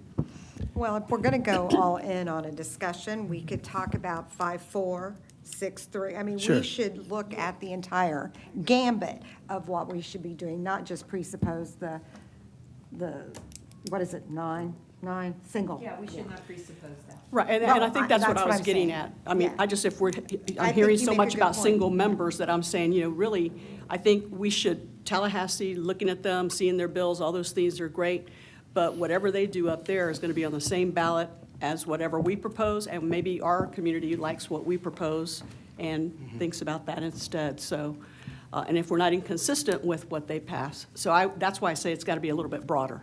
I would not be guided only by what Tallahassee is doing right now. Of course not. So I think it's more than just one meeting. Yeah, And, but, and Ed, I'd like to say, county mayor has been beaten to death by previous charter review boards, so I would very much encourage everyone to read the summaries from 2000 forward, because this is an issue that has been debated and defeated over and over and over at the charter review. I'm not saying it shouldn't happen, I'm just saying, please educate yourself, because there's a lot of data in here about it. okay. Well, I'm trying to as much give staff guidance as to get your agreement on how we're pursuing it. So all 3 topics are possibly going on concurrently? The districts, the county mayor? I think it's fair to have Yeah, a the discussion quantity. about changing the makeup of, of our county, because I think we all recognize the population growth we've seen over the past 10 years. And so I, almost look at it, kind of bifurcate it to where we do look at single members, what that would look like compared to other constructed counties, and then as well throw in there, as we've done in previous charters, where we look at, 6-3, if we're going to add seats, change that. And I guess whatever she said earlier, You're not going to repeat the words? No, you're Yeah, in. and I'm great with an all-encompassing discussion. There's no harm, no foul in that. So. Is there agreement on that? I'm agreeing with that, but I heard someone say it, and I want to make sure that we do that to bring us some real figures back, so it's population-driven. Yeah, oh, yeah. Because that's the whole reason we're talking about doing it.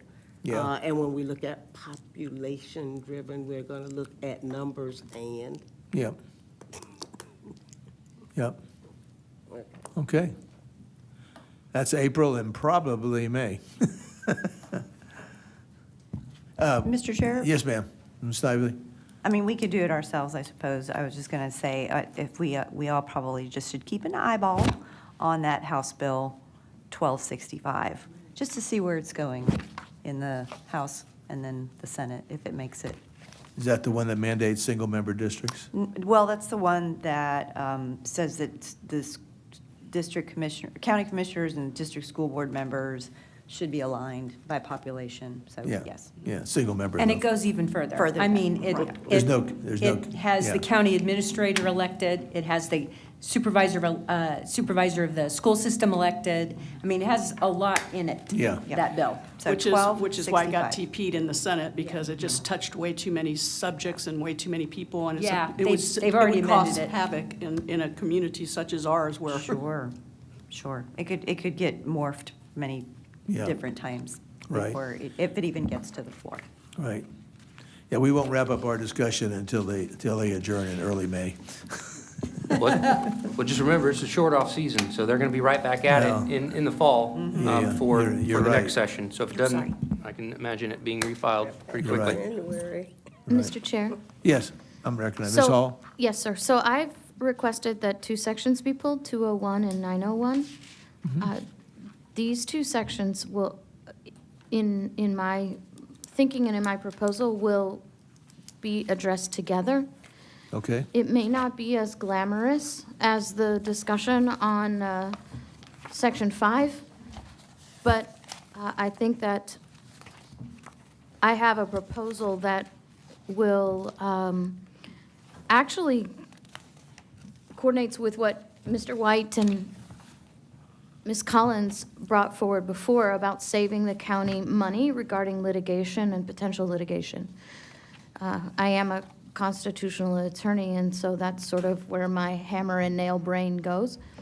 And I don't suspect that it will take a long time, like Section 5, but I do believe that it is something that warrants some time.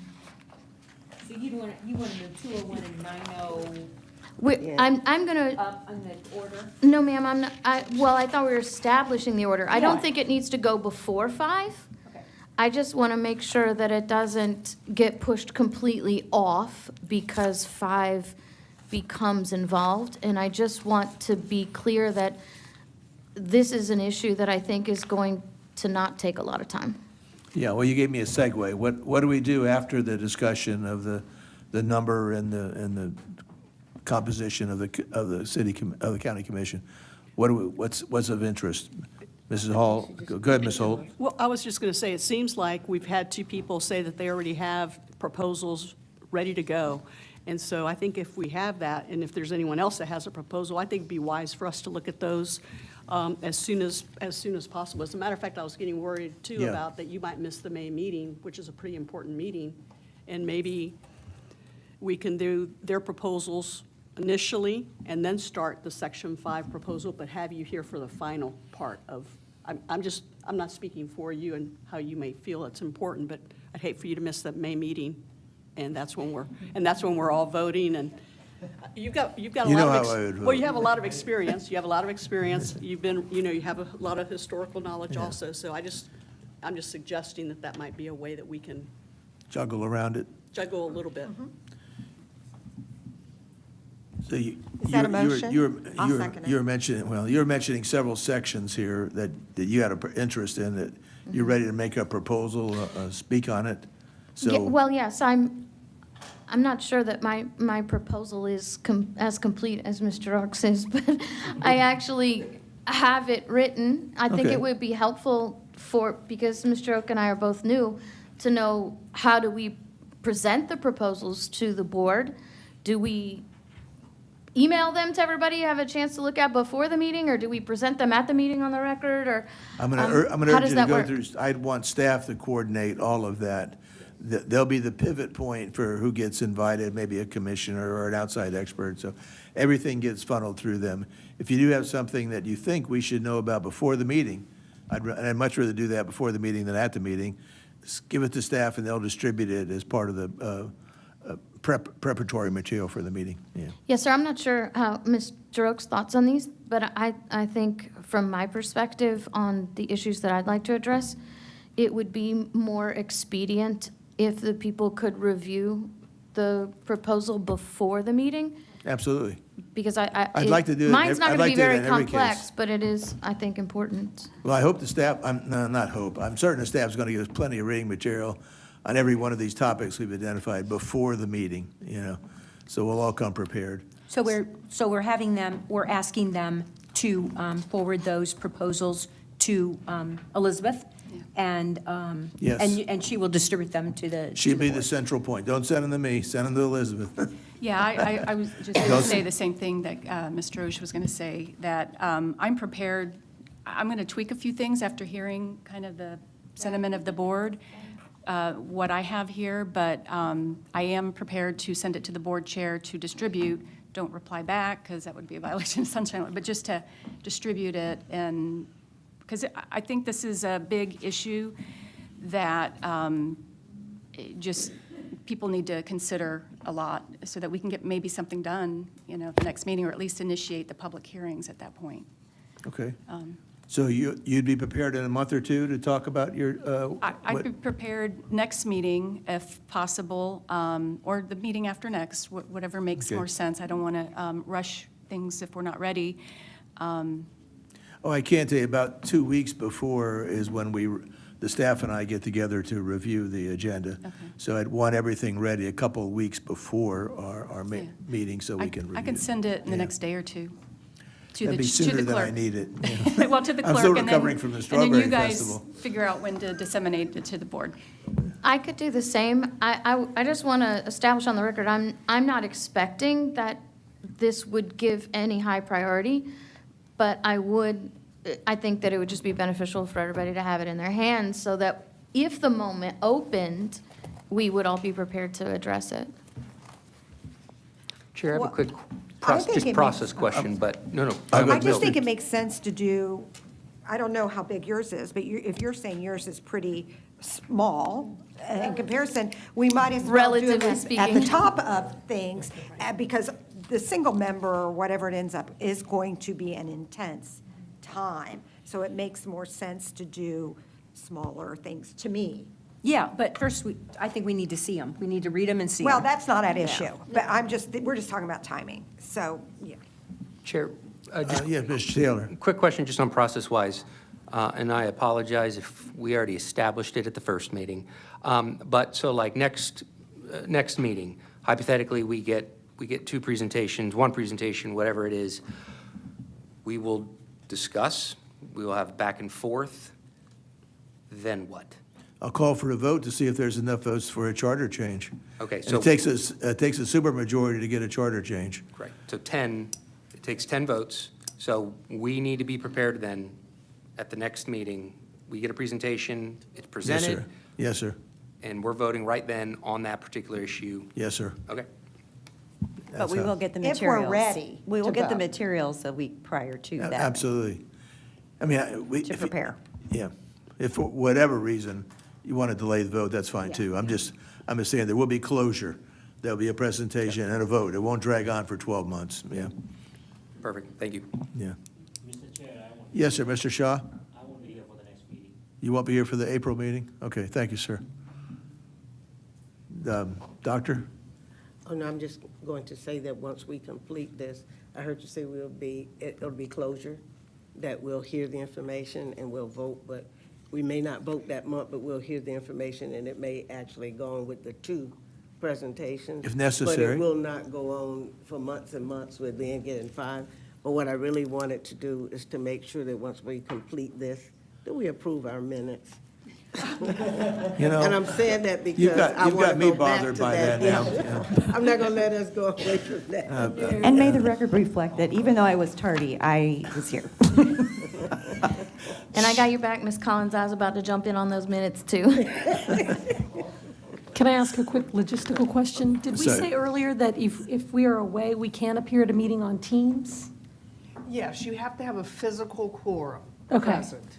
Okay. But if you can participate by teams, you can. You can vote on Teams, Correct. have all that? Okay. Correct. Okay. We'll have to check with. I think I'm away in May, Just but to I'd make like sure, to we'll have to have attend. the computers and all that done, but we can make sure that happens. Okay. Mr. Chair? Mr. White? Yes, sir. Since we're still in the discussion, I did have a couple of issues I wanted to mention. Okay. I would like to get an official presentation from the Planning Commission on the makeup of the county. Is the Planning Commission the record keeper of how many citizens we have? Who does that? The Planning Commission would have population numbers. That's correct. You know, they have those numbers. So, yeah, before we start voting on, I would love to get some sort of presentation on somebody in the county to let us know, hey, who's in the county? Well, I think that would be a African-American, part of the. Hispanics. When we start the total talking about. population. When we start talking about population and how many seats per person, We can give the board the the latest. population numbers will be woven into all of that, yeah. Yeah. They have to be. Right. Yeah, so what I'm saying, Mary Helen, is that you be providing all the data on the makeup of the county? We could have we could get the data for you, and it's based from the Planning Commission. Okay, so that's kind of important. The other issue is the county used to be under pre-clearance, federal pre-clearance. You couldn't put anything on the ballot without the Justice Department Right. approving it. Right. What is the state of that today? There was the original formula, and Hillsborough County was subject to Justice Department pre-clearance because we had a certain percentage of Spanish voters, and we did not have our ballots printed in English and Spanish. So that triggered us back in 72, 73. They had a formula that would instigate who would be subject to pre-clearance, and that was struck down, and I'm going on memory. If you want me to update it, I can, but that was struck down by the Supreme Court. And so now you still have Article Voting Rights 2, but the Section 5, which is pre-clearance, doesn't have the formula to trigger who is subject to the pre-clearance request. Okay. Yeah, I just want the board to keep in mind, we have a large African-American and Hispanic population in Hillsborough County. And as mentioned, it used to be on the federal review before you can put anything on the ballot. And so I just want everybody to keep that in mind. And I'm sure the county commission has always kept that in mind, even though the Supreme Court struck the section down. That's just important because of the population. My third issue, Mr. Chairman, is the communication plan for the Charter Review Board. I've heard some serious issues that can affect the citizens in this county. And historically, the Charter Review Board has actually been on the home page of the county commission website. And so I would really like to get the leader of the county communication department to come before this board and give us the plan on how they are letting the community know, the citizens know, that we're meeting, what we're meeting about, what's going on, where's our website, all that stuff, because it's going to be very important that the citizens doesn't feel blindsided on some of these hot issues. So it's important to me that the communication department is at 100% in communicating with the public on this Charter Review Board's work. So Beth, could you ask the communications department to produce a memo to distribute it before our next meeting on their plan for informing the public of our efforts? What their plan is, and we'll see if that satisfies Mr. White, yeah, and all of us too, because we really want the public to be engaged. Well, speaking of that, if I can speak for 1 second, I was just checking dates on my phone, and a Yes. fan who is watching us out there says very little of this is getting picked up by the mics. For the public record, people aren't speaking into the mic. So, Okay. our one fan out there. Is there anybody else out there?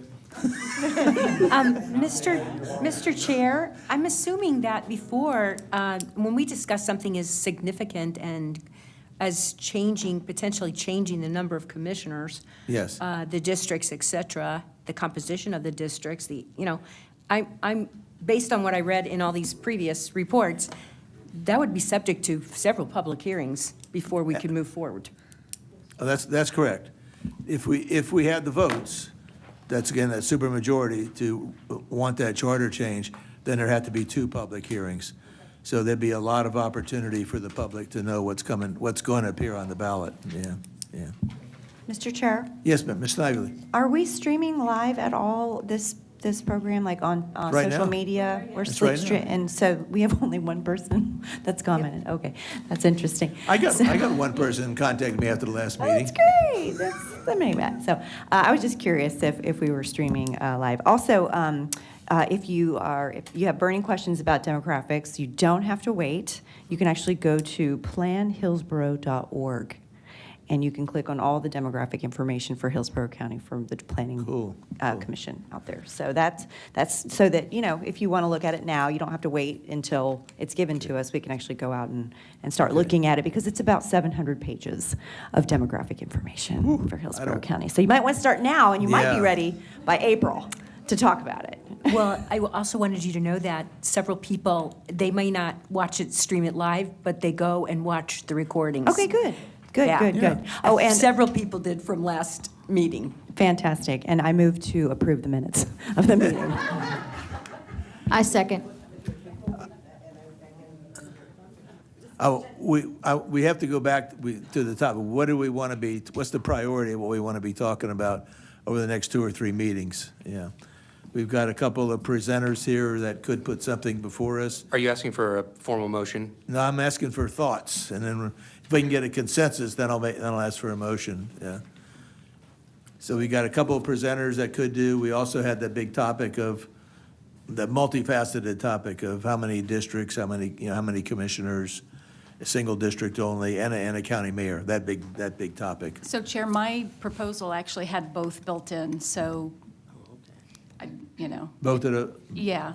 I mean, well, I can separate it out if you'd like, but it had both of them together, but it could be 2 separate votes. okay. Yeah.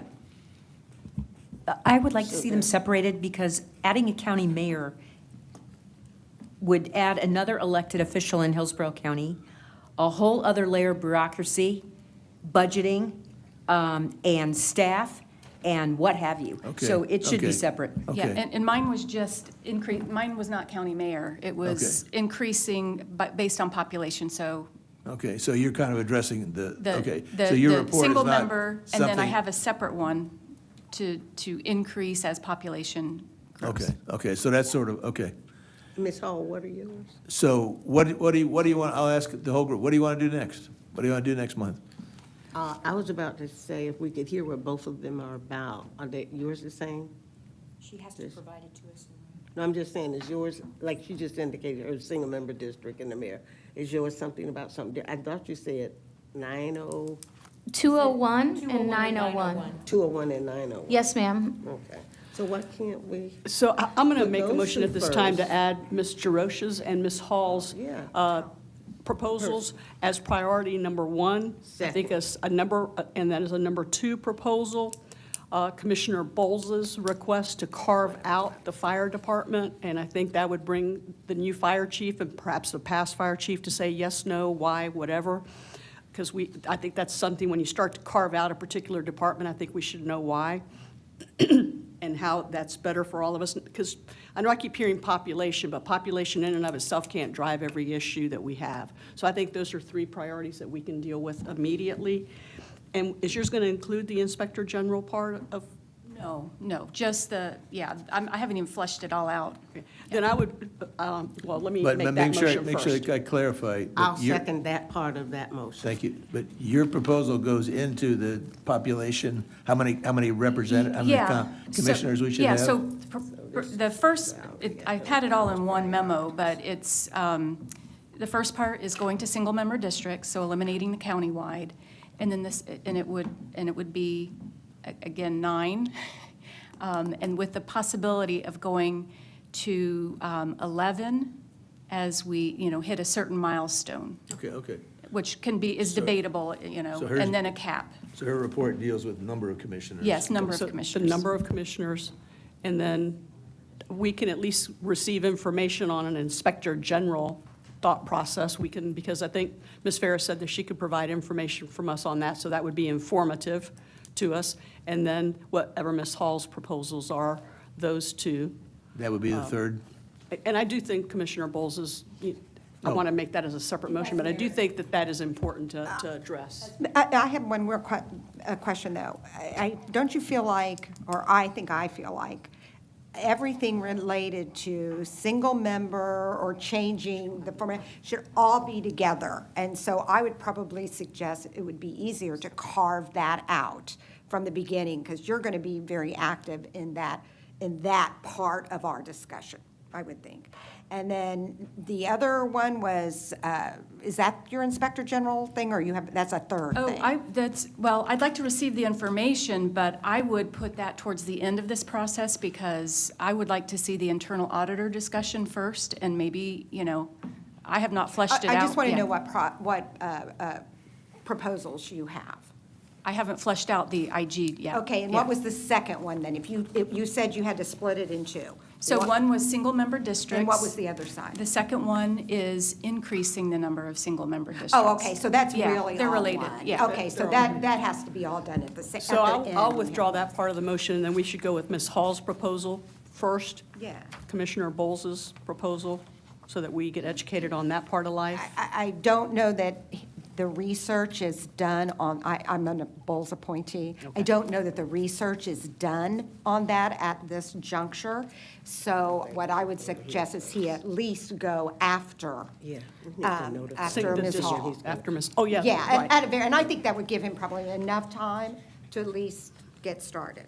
Or I don't think get started, but to complete what he's doing. And Julie, I would say That really just puts us as having Ms. Hall ready to go. So No pressure there. I'm going to withdraw all these other motions, and at this point, we're going to have Ms. Hall, perhaps, I'll move for have Ms. Hall's subject matters, and then to receive whatever information we can independently receive on this potential Inspector General part of life, because I think gathering it from other ones, maybe withdraw that thought process. So if we can get that information, Ms. Snively's already told us where we can get population, so it sounds like we'll be able to shift into. I know what you're doing. Yeah, it looks like, well, it looks like our April meeting will allow us to start talking about. But what's the third topic with the? It really is. The fire chief reporting? Well, I have like Ms. Hall first, then what Bowles, if he's ready with the remainder of his stuff, second, and then go in for the big show. Well, and I think he wanted to talk on single-member district as well, so Yeah, having him at that same yeah, meeting. he's supportive of that, but I don't think that, May I I ask think a there was question? more on the other. Yes, Ms. Snively. Just a quick question of the, because to Mr. White's point, we do need the numbers, the demographic numbers. Yes, we can go look at them ourselves, but in the spirit of transparency, should we have someone do like a quick overview of the demographics? Because it is a very long document, a lengthy document that we have the time to look at, but when the public is listening or watching, then they need some, relevant information from our demographics, whether it's the Planning Commission or someone, I feel like should be presenting some information as an overview of the demographics that have, the changes in our county, so that it, it just gives a little bit of, Can that be a part of our basis. discussion when we get That's into what I'm asking the you. single-member How do districts? how does that become a part of our discussion? Is that, Well, certainly in the last 5 years, right, since the last charter review. right? Yeah, I think we should just go ahead and have the leader of the planning commission come and give us a report. Chair, can I make a comment? Because my brain Mr. feels Chair. like spaghetti right now, trying to follow what we are doing and not doing. So you are asking for our next meeting, Yes, sir, next couple of meetings if we can. couple of meetings, but we'll start with the next meeting. Sounds like there's a consensus, and if not even a motion, to have Ms. Hall come and present her item, Yes, sir. period. Sounds like we're going to pause a little bit to allow Commissioner Bowles to continue preparing and whatnot. Correct? Yes. Yes, that's what I'm saying. I think I did hear too, that we could get information on the Inspector General. Maybe they could collect data on how many other counties, but it would just be a report, it would be preparing us for a later discussion. And then you add the report of demographics, Yeah. Perfect. because that's going to segue us into the big issues. Yeah. Because I was worried, as Mr. Osh was bringing up her items, which again, are going to be good and going to spawn a lot of discussion, the thought of it doing that in April, that's why I wanted to clarify, we are hearing these issues and then we are voting then, to move it forward? Or again, it is the start of receiving the information, hearing how the makeup of our county would look,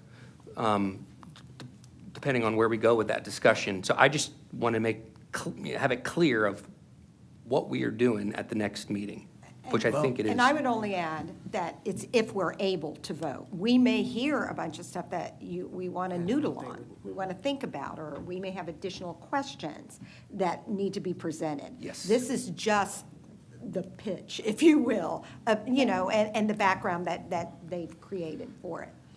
Yeah, And what we would it- just pulled her single-member stuff out, so we can do that all in one big chunk. If we like I what's- think that's what we were talking about. Yeah, if we like what we're hearing from the presenter, then the next step would have the county attorney draft some language that we can take a look at. Am I right, Mary Helen? Is that how it works? Yeah, but we don't have, What Yeah, happens? Can we're Mary, not can there you yet. explain the history and how something you have to draft language? We can't vote on anything, and we don't have anything to look at. Well, that's correct. And we'll You're make gonna sure build we that. do it methodically. Yeah, we and can- I have enough time to put pen and paper. Might I ask if Commissioner Bowe, we can ask him when he can come before us so that we could, because we sound like we're putting him in place. And if we just can start with one of these. I wasn't suggesting we put him I know in you weren't, place. but I'm just saying I just we know were. he's getting some stuff ready, either to send our way or not. I think don't we should control wait his until he schedule. tells us he can come. Yeah, I mean, I think we said, we I can don't think ask he would him, would you worry. be ready for the April meeting on this one issue? Yes, there you And if go. he's ready, he's ready. If he's not, Yeah. our chair, So together while with you staff, prior- is I going don't to think he handle would the be, agenda. Huh? opposed to coming. I just don't want to Yeah, I don't want to rush. overpromise. But I'm just saying, I don't want to rush him, and you're trying to prioritize us. So Yeah. if we have something ready, let's go with what we have ready. Mrs. Hall says she's ready. I do have a question. I have two questions, actually. I agree that it is proper etiquette to ask Commissioner Bowles if he's going to be available. My question is, who asks him? Staff would ask him. Okay, We're all going to right. try to run this where everything goes through staff. I want Right. them fully informed. And then the other question is, I guess, to staff county attorney. My proposal actually includes proposed amendment language. Is that improper?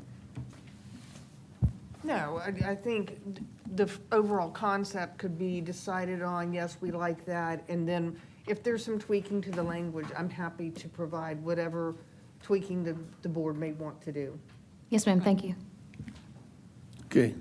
You want to go back to where you were?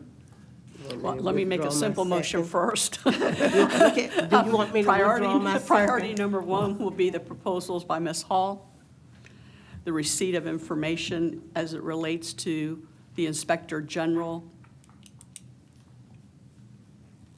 And then number three, if Commissioner Bowles is prepared to speak to us just on the one issue with the Fire and Rescue Department. So that will be my Second. motion. I'll maintain the second with that motion then. Okay, so we have a motion by Ms. Holt and a second by Doctor. Any discussion? Are we all clear on the motion? All in favor, say aye. Aye. Opposed, like sign. Motion carries. Okay. Oh, is that all going to be in April, or is it going to tag end into May? Yeah. So I don't know how long this is going to take. I mean, I think Yeah. when you're setting the agenda, I would Right. suggest that perhaps the next, if we had enough time for that, would be to receive the report from the Planning Commission as it relates to the demographics, because that will be something that we will ingest, think about, and then be prepared Yeah. for the May meeting to really discuss the single-member districts or increasing the numbers of single-member, however we go, but I think that'll be a good segue. So we could discuss those demographics at one of these next two meetings. Is that what you're saying? Now, I'll take your caution. With 700 pages, it really needs to be boiled down to the relevant statistics that's going to affect our decision on redistricting, things like that. Yeah. Yeah, okay. Voting age population and had the baby that- Wow, okay. Now, the minutes. Well, we made a motion. But before we go to the I- minutes, we have 3 items in the minutes that I had that we were going to talk about. Oh, yes, ma'am. Would you please review those? And we were talking about the frequency of the meeting. We did say we'll bring that back. We talked about the response from the outside attorney that had been selected would notify us.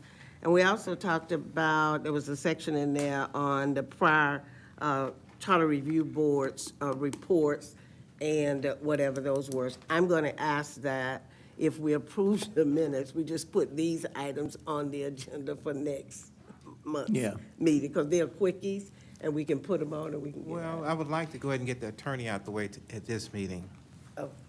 Well, even that, but for that reason, I'm going to make a motion that we receive the minutes and I saw what could be 2 corrections, but I don't think they're important.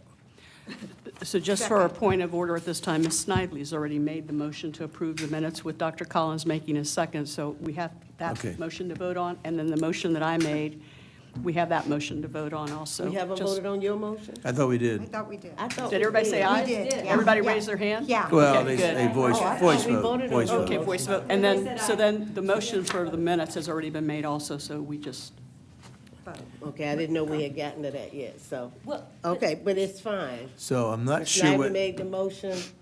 What's I'm your- going to second it, and I'm going to ask that we look at these 3 items, however we decide to do it. That's all. Is that an amendment to the motion? I'm not sure what, Can we just vote? Actually, if I second her minutes, it's in there, we need to address them anyway. So just second the minutes and let's get the minutes. But is your concern that they have not been taken care of since the Yes. last meeting? Yeah, and we got to deal Oh, with I that. thought they were, so See. I'm a little confused. yeah, The 3 things you mentioned were, I think, already taken care of. You can turn your Oh, mic I'm on. sorry. I thought we'd already taken care of, okay. No, we have not. Well, So that would, all in favor of the minutes, right? Is I- that, is that? point of Wait, order, point of order, we What? haven't, this is discussion time so that you can bring up the points in the minutes before we vote, if you'd like anything addressed in the minutes. So before we vote on the minutes. Let me just say this, and I hope they can hear this. I'm fine with the minutes, but we did not take them up front so we could address the 3 issues that we were going to do. I'm just accustomed to when we do the minutes, then we look at the content of the minutes and make sure that those items are on the agenda to address at the meeting. Since we're at the end of the meeting, I would like to say whatever the frequency of the meeting that we were going to talk about that was mentioned, we put that on another agenda. And if we want to talk about the prior reports that were sent out to us by staff, that we do that at the next meeting. But since it was mentioned about the outside attorney that was elected, we deal with that today, because we had said we would delay it. Other than that, Okay. I call for the question. Yes. So we're just going to approve, right? We're all consenting to the minutes, is what I'm understanding? Okay. Yep. so that's going to reflect in tonight's meeting minutes. Correct? All right, any discussion of that motion? Yeah, I would just ask in the future that the minutes be Oh, my God. placed on the agenda, at the top of the agenda, as in past charter review boards, so this won't happen again. And I'll second that motion, but I'd really like for us to vote on the first motion that's Yeah, pending. I can assure you that's going to happen, Mr. White, yeah. I think that's Okay, just so an we have a motion administrative on the floor. request, not a motion. We have a motion on the floor by Dr. Collins, and I believe a second by Julianne Holt. That sounds great. Any which way. Okay, any discussion of that motion? All in favor, say aye. Aye. All opposed, like sign. Motion carries. Meeting adjourned. Thank you. Was there another The motion? other issue that came out of the minutes that we're going to resolve tonight, the other 2 will be on next month's agenda. That's fine, but we did mention the attorney name, and we had said we would delay that till we get to the minutes. So if we could do that attorney issue, that was in the minutes now. That'll Okay. conclude. Just a moment. Yes, I did speak with Ken Tinkler, who has previously served as a pro bono attorney for the charter review, and he agreed that he could continue in that capacity if needed as conflict counsel. So if that's an action you would like to take, go ahead and proceed forward with that. Yeah, I'd like to make a motion that Ken Tinkler serve as our conflict attorney. Is there a second? Is there any discussion of the motion? Do we all understand? Call for the vote. All in favor, say aye. Aye. Opposed, like sign. Motion carries. Thank you. And Any- then just as a ministerial Yes. thing, Mr. Chair, Yes, ma'am. may the minutes reflect that we received the reports that were requested from the February 11th meeting, that each of us has received those through email from Second. our staff. So if the minutes can just reflect that, that resolves that issue. Yeah. And Is they're that here. sufficient to just ask them to be in the minutes, and they'll be in the minutes? Okay, the reports have been So received. that's good. Yeah, you did a good job with all that. You got it out really quickly, so. Wow, any other business to come before the group? How do we do? Yes, 8:16, my excuse me, sense. Mr. Chair, Mr. Yes, Chair. ma'am. Who may- I think we just want to, on behalf of the board, wish you a very happy birthday. We I know did you that love already. spending your birthday here with us. You weren't here for the so- singing. Did I miss the whole song and dancing? with Yes. you? Happy birthday. Well, hopefully I made up for it with a gift. I'll get it. Thank you all. See you next month.